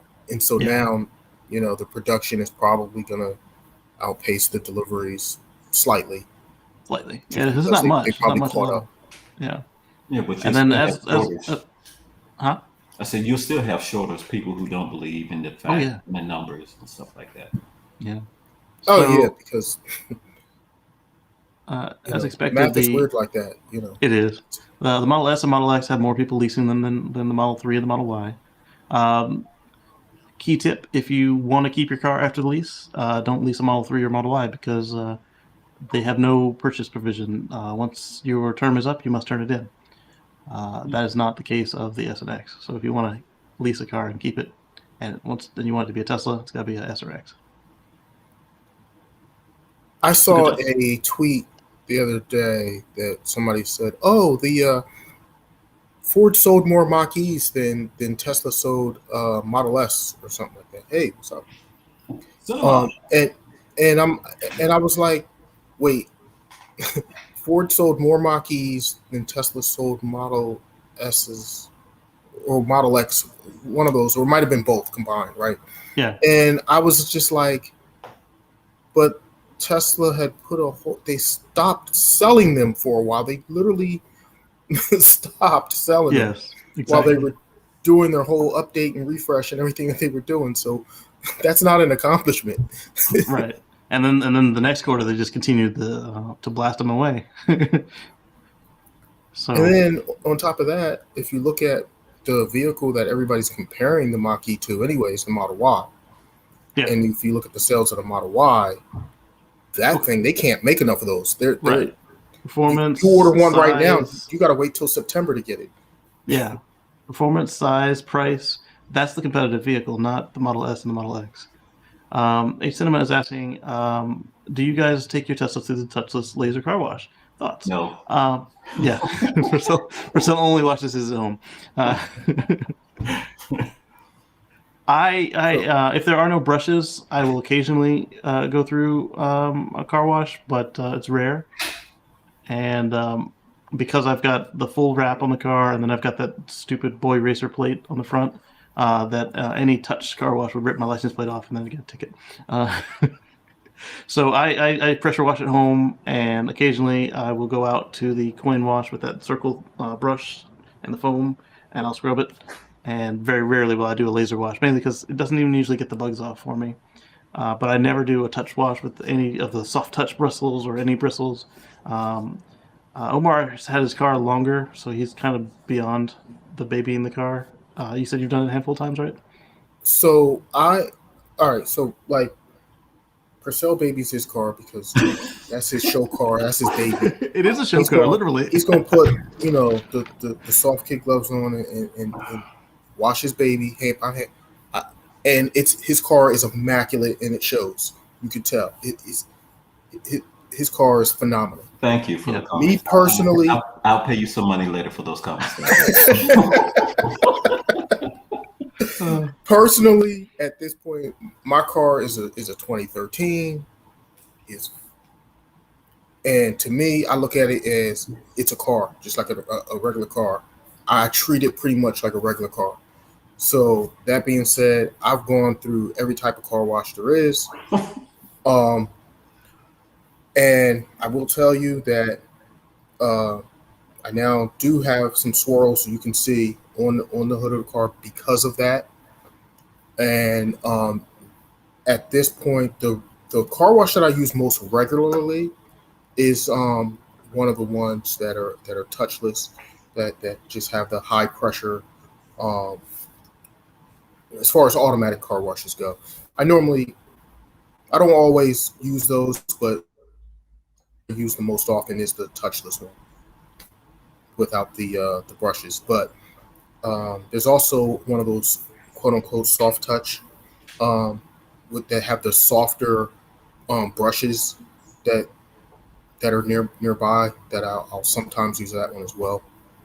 But for the most part, I try to stay away from the ones with those rolling brushes that are those are pretty harsh on your vehicle. Oh yeah. And for context, Mr. Cinema, my car is 2015, so it's not brand new. It's 6 years, but I come from the old school way of I bought this car, and it's an investment for me, and so I just decided to pamper it a little bit more than my wife because she's not here. She just literally left, so I can say that. So I won't get him. I'm telling Wanda. But no, seriously. I used to compete my car in car shows, so that's one reason why. And I just maintain it now, just because this is a hobby for me. Yeah. So the question, Omar, is how are you going to do your Model Y when it arrives, since it's not 1 foot out the door? Well, a couple things I've learned from my past mistakes with my S is, number one, the Model Y is going straight from picking it up at the Tesla Service Center, and it's going straight to the detailers. I'm putting the PPF on there. There you go.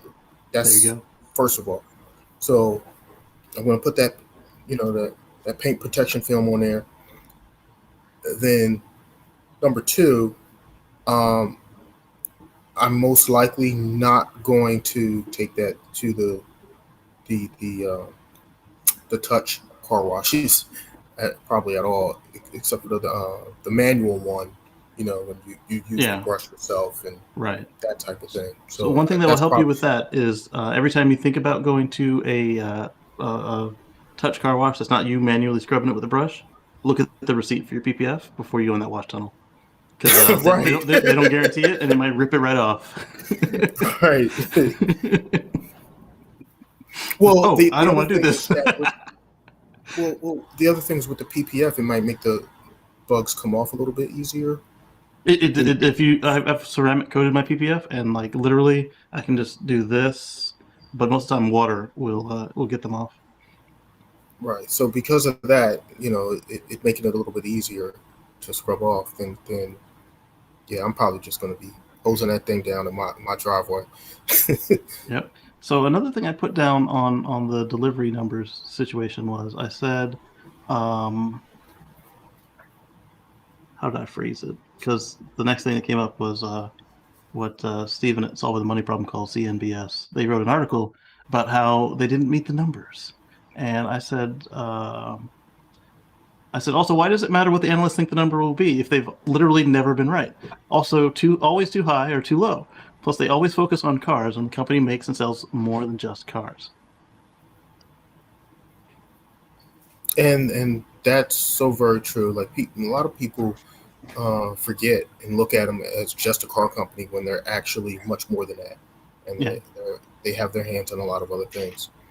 And I think of it as like, if you look at the value of the company as a whole, how much is a solar panel company worth? Just doing solar panels, just selling solar.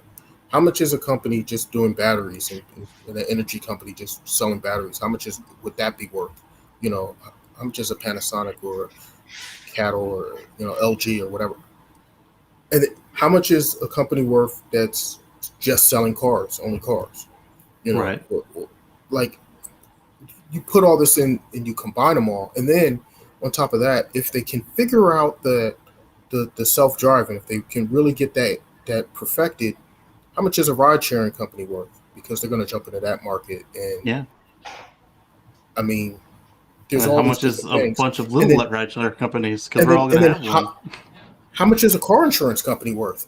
Yeah. Because they're now doing car insurance as well. There's, it's just in California right now, but they're going to expand later. So all these different markets that they're doing, they're combining into one company. So, I mean, that's humongous. It's kind of like the early days of Amazon.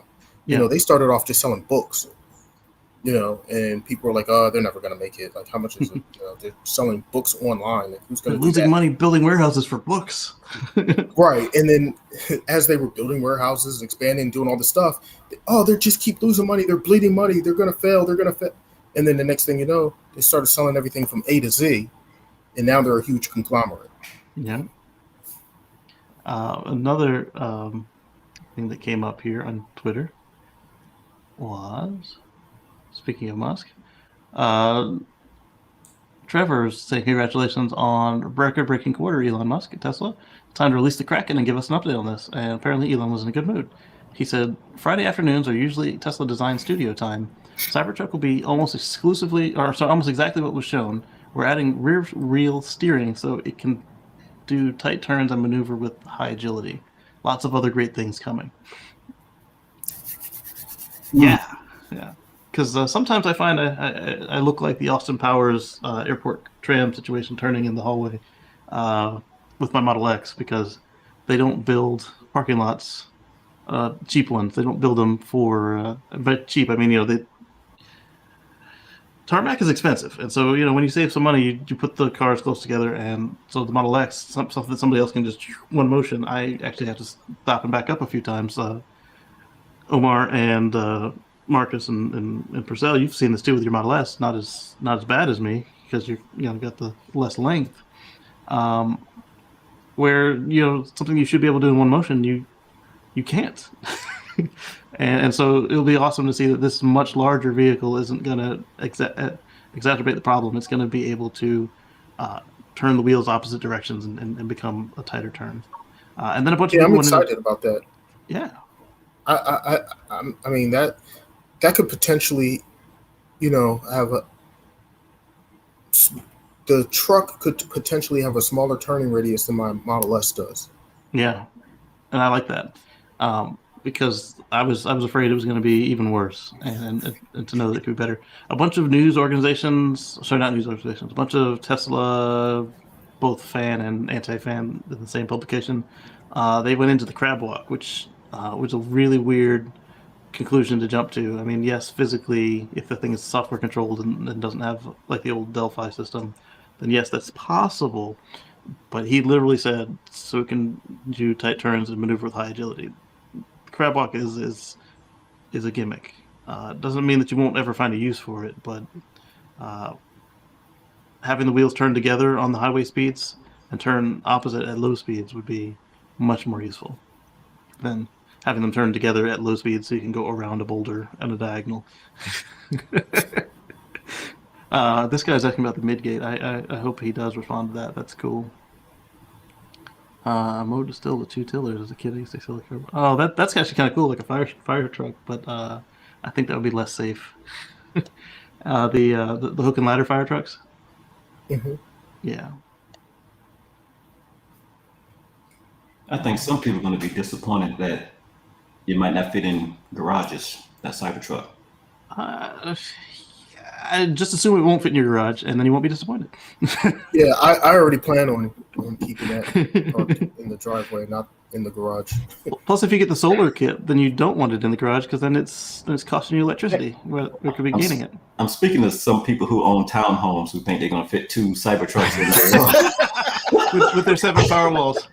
And 7 power walls and 16 solar panel arrays. You know, I'm just only speaking to a specific people. You know. Yes. Moving on. Hey, out here in Texas, man. Since I moved out here, people they don't really use their garages for their cars at all. Period. Out here, Right. They put junk in it. It's mind blowing out here, man. They do. I'm talking for regular cars. A lot of people in general are like that. I mean, I live in a neighborhood that has just, a lot of housing. It's like a housing development, basically, a whole bunch of houses that are near each other. And I buy through the neighborhood and I look and I see people, and sometimes they'll leave their garage doors open or whatever. And you'd be surprised how many people do not park their cars in the garage. They have all types of junk in the garage instead, and the cars are out in the driveway anyway. My favorite is the ones that don't have junk in the garage. It's completely empty garage, and they never put the car in. It's like, what? Like, why? Yeah. Getting back to Simona's point, my car is garage. My car is garage. Getting back to Mr. Simona's point, that's why my car is clean. I keep it in the garage. Yeah. Right. I currently keep my car in the garage as well. But for those people that have the empty garage, that they actually have the space, but they don't put their car in the garage, it could be because they don't want the smell and the fumes and the odor going into the garage and thus coming into the house, because they have like a door from the garage inside the house coming to the house. Good point. They don't want all that smell and those fumes coming into the house.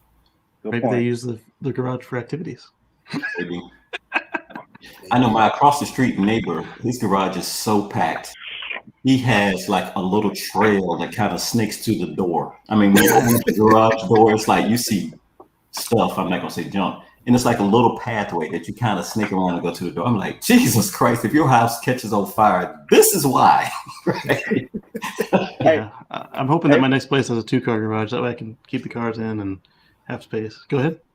Hey, look, I told my wife she got into 2020, they say by 2023, Yeah. I told my wife, I said she got to like 2022 to go and convert over because this all going to be in the garage.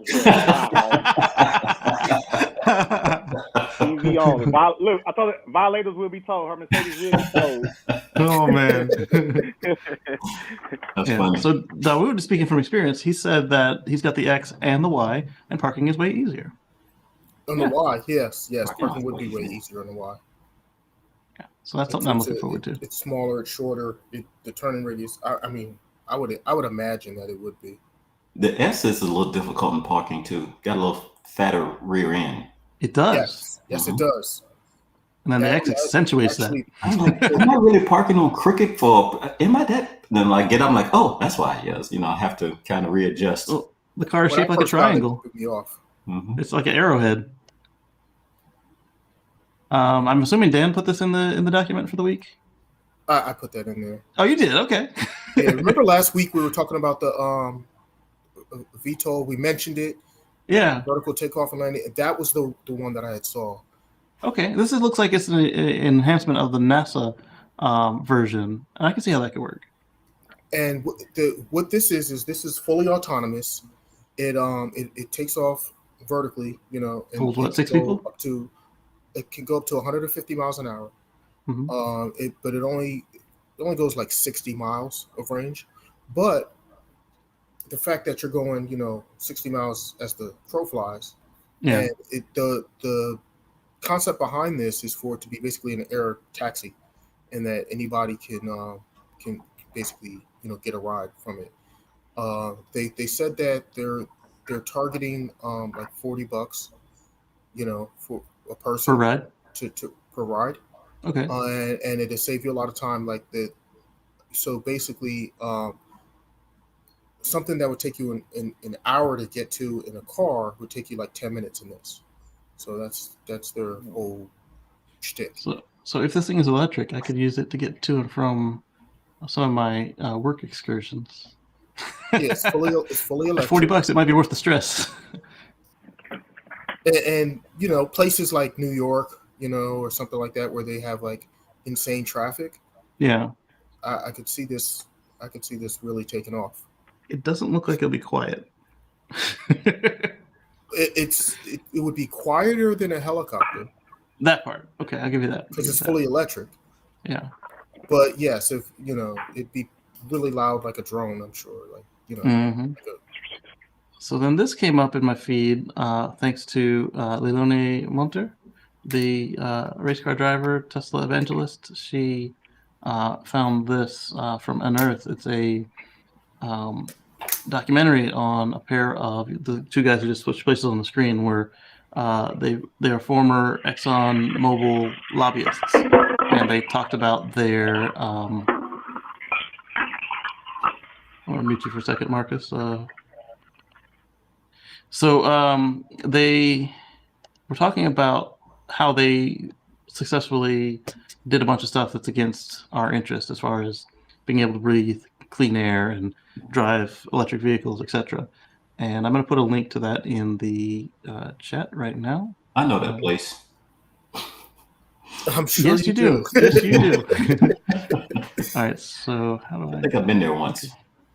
Maybe once or twice. So the link to this tweet is in the chat, and at some point later, take 10 minutes and watch and learn a little bit about how some of the lobbyists for vested interests can do. I'm not going to say all lobbyists are bad, but I'm going to say that lobbying for stuff like that is bad, and you can learn a little bit about how they. The lobbyist job is about either making money or saving money for whatever company that they're lobbying for. Right. Usually, for the most part. Right. And then what was ironic is what came next after this leaked. There was another leak. And the ocean is on fire because there's an underwater. Right. Yeah. There's an underwater. When I first saw that tweet. I first saw that. I was like, thought it was a movie. It's like, did I miss a movie? Right. I'm like, wait, is this real? Like, I couldn't believe it at first. And I'm like, wait, the ocean really on fire? The ocean is on fire. It took about 5 hours to put that out, from what I understand. Mm-hmm. Yeah, they had to turn off the fuel source. Turn off the source. Yes. The oil. Man, our oceans are just getting wrecked, man. Mm-hmm. Yeah, absolutely. Yep. And so somebody was pointing out about they thought it was funny how there were a couple of firefighter ships that appeared to be putting water on this, but it's an oil fire, so the water would do nothing. But somebody who actually has expertise in the field was explaining that the water was to put mist in the air to make it so that it was, somewhat survivable for the folks on that drilling platform. Very similar to that Model Y, where it was, not comfortable, but it was survivable. Very much like cabin overheat protection in your existing Teslas. Yeah, so. It's crazy. And then there was a meme somebody put up on there that said, it had like a cartoon god, and he's like, they managed to set the ocean on fire. And then he did a facepalm. I thought it was humorous. I didn't happen to save that one, so I can't share it. Water. We need more water to fight the fire. Yes, but at the same time, water and oil. Yeah, and I agree. For the most part, lobbyists are not good, but we do know a couple of lobbyists that are fighting for clean air and breathable city corridors for asthmatics and stuff like that. So I don't want to say all lobbyists are bad. I just want to say that a lot of them are protecting some very vile stuff versus fighting for what needs to be done. Because the ACLU and stuff like that, they have lobbyists as well, but I would never categorize their lobbyists as evil. I might categorize them as something we shouldn't need or shouldn't have, but as long as the ones for dastardly stuff are out there, then I would say that we need the good ones to go try and put a little resistance to the bad ones. I don't want to say hold back, because they're more of the rich ones than that. Tomorrow War, no spoiler, but sub-point of the movie is climate change is a problem. I think I might watch that with my wife after this. All right, so what did I have next here? More cool stuff. Okay, so this was the one about the boats.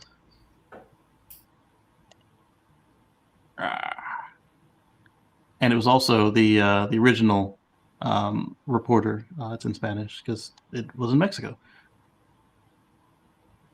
Wait, why'd you freeze? Oh, there we go. I'm frozen. Okay, so so the big boat, and then somebody made a meme about the little boat, but literally see that the wind is going to carry the mist into the platform. They're not actually watering the fire because they're missing that. And that would be kind of pointless anyway. It would be extremely pointless. And then Zach of Black Model 3 changed his Black Model 3's name to 2 weeks, and Elon had something to say to that. He can't get away from the 2 weeks, but he started it. Changed my car's name just for you, Elon Musk. Dual motor Model 3 performance. 2 weeks. Elon says, shipping, I swear. Generalized self-driving is a hard problem as it requires solving a large part of real-world AI. I didn't expect it to be so hard, but the difficulty is obvious in retrospect. Nothing has more degrees of freedom than reality. And this is an example of the Dunning-Kruger effect in smart people. It doesn't just happen in people who are not smart and think that they are. Elon, you can't argue that he doesn't have a high level of intelligence to him, but even he thinks that he's better at stuff than reality, and it got the better of him. So I try to keep myself checked, but I'm not always successful at that. Well, I mean, with the full self-drive, there's so many variables you have to account for in the real world, and it's not like everything's not ideal. Right. In ideal conditions, in an ideal world, yeah, he probably would have had this out. I do wish that he'd kept up on that safest drivers thing, and then we could help him, but he didn't. Be a popularity contest and internal employees. Especially when you got people out here using it all for the wrong reasons and stuff too, just trying, doing ignorant stuff, making it harder. Right. Yeah. So if we had the regular, if we paid for it and we have proven that we aren't misusing the regular one, if they would just move us up, then that would be, he wouldn't have to have it perfect at that point, because then he could get so much more feedback than from 2,000 people. Some people have never used their FSD, and then they sold the car because they had the car since 2017 and never got to make use of it. But that's for another day. So the new Elon tweeted out that the new Starlink cover shows transfer to orbit from Earth to Mars. So I'm guessing the cover he's talking about is the box that it ships in.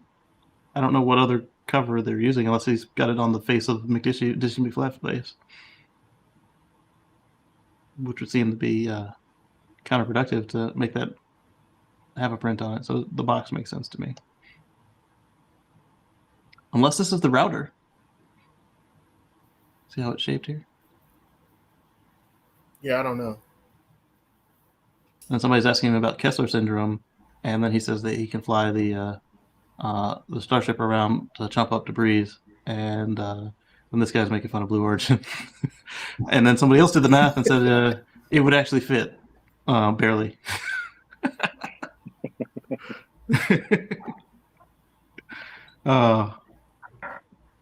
I'm curious if Branson or Bezos gets there first on their rockets, and what becomes of it. And then finally, we've got another tweet from Green. He is the white hat hacker who digs into Tesla, and he found that it looks like the Tesla's procured another lumbar electronic control unit vendor. Their name is AEW. The previous one was Althmeyer. And apparently the pitch sensor for the headlights auto leveling is being replaced with a virtual pitch sensor. The chime for traffic-aware cruise control option is added. Wonder what that means. I'm curious. And the virtual pits sensor is probably them removing parts because, well, it's been their MO for many years now. Just take stuff off.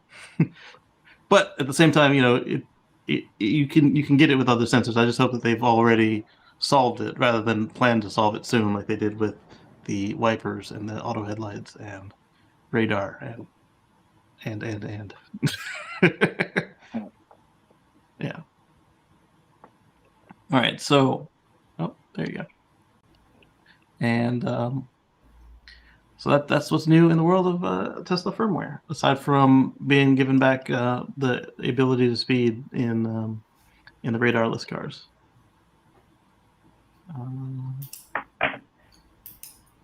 Had a flood here now. I did see an EV van this week. Yeah, so that's another thing with the global weirding. So now you're in a place that doesn't normally flood.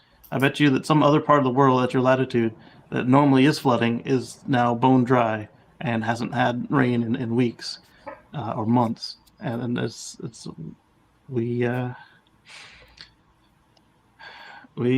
global weirding, and we should do our part to try and minimize impact on it. All right. So, any questions from the chatters in YouTube and Facebook and Twitch land while we talk here on the studio? So, what was your guys' favorite story this week? 2 weeks. 2 weeks. 2 weeks. That's a new inspired license plate. The number 2 and put weeks right behind it. I wonder if that's available in Virginia. I might have to do that. Oh man, y'all just gave me a good idea. Yeah. Say that again. Hey, 2 weeks. The number 2 and put weeks behind it. Oh. Let me see, because I'm trying to find something for the plan, man. I've been up all night last couple of weeks trying to find some nice. I like that, but somebody's gonna have some shirts coming out. Watch what mark my word. There's gonna be some T-shirts coming out with them, with that. Maybe me. Sure. Maybe me. I'll get with my wife and see what she wants to do. All right. Well, oh my God, it's available. It's available here in Texas. Grab it. It is right now. It's available. I'd like to have a little compensation with that, please. I'm just kidding. Royalties. I got you. All right. So we're going to chat after this off stream, and I'm going to play another new song for you guys. Let's see what we got. Ooh, Yeah. more new music. Right? We'll catch you on the flip side.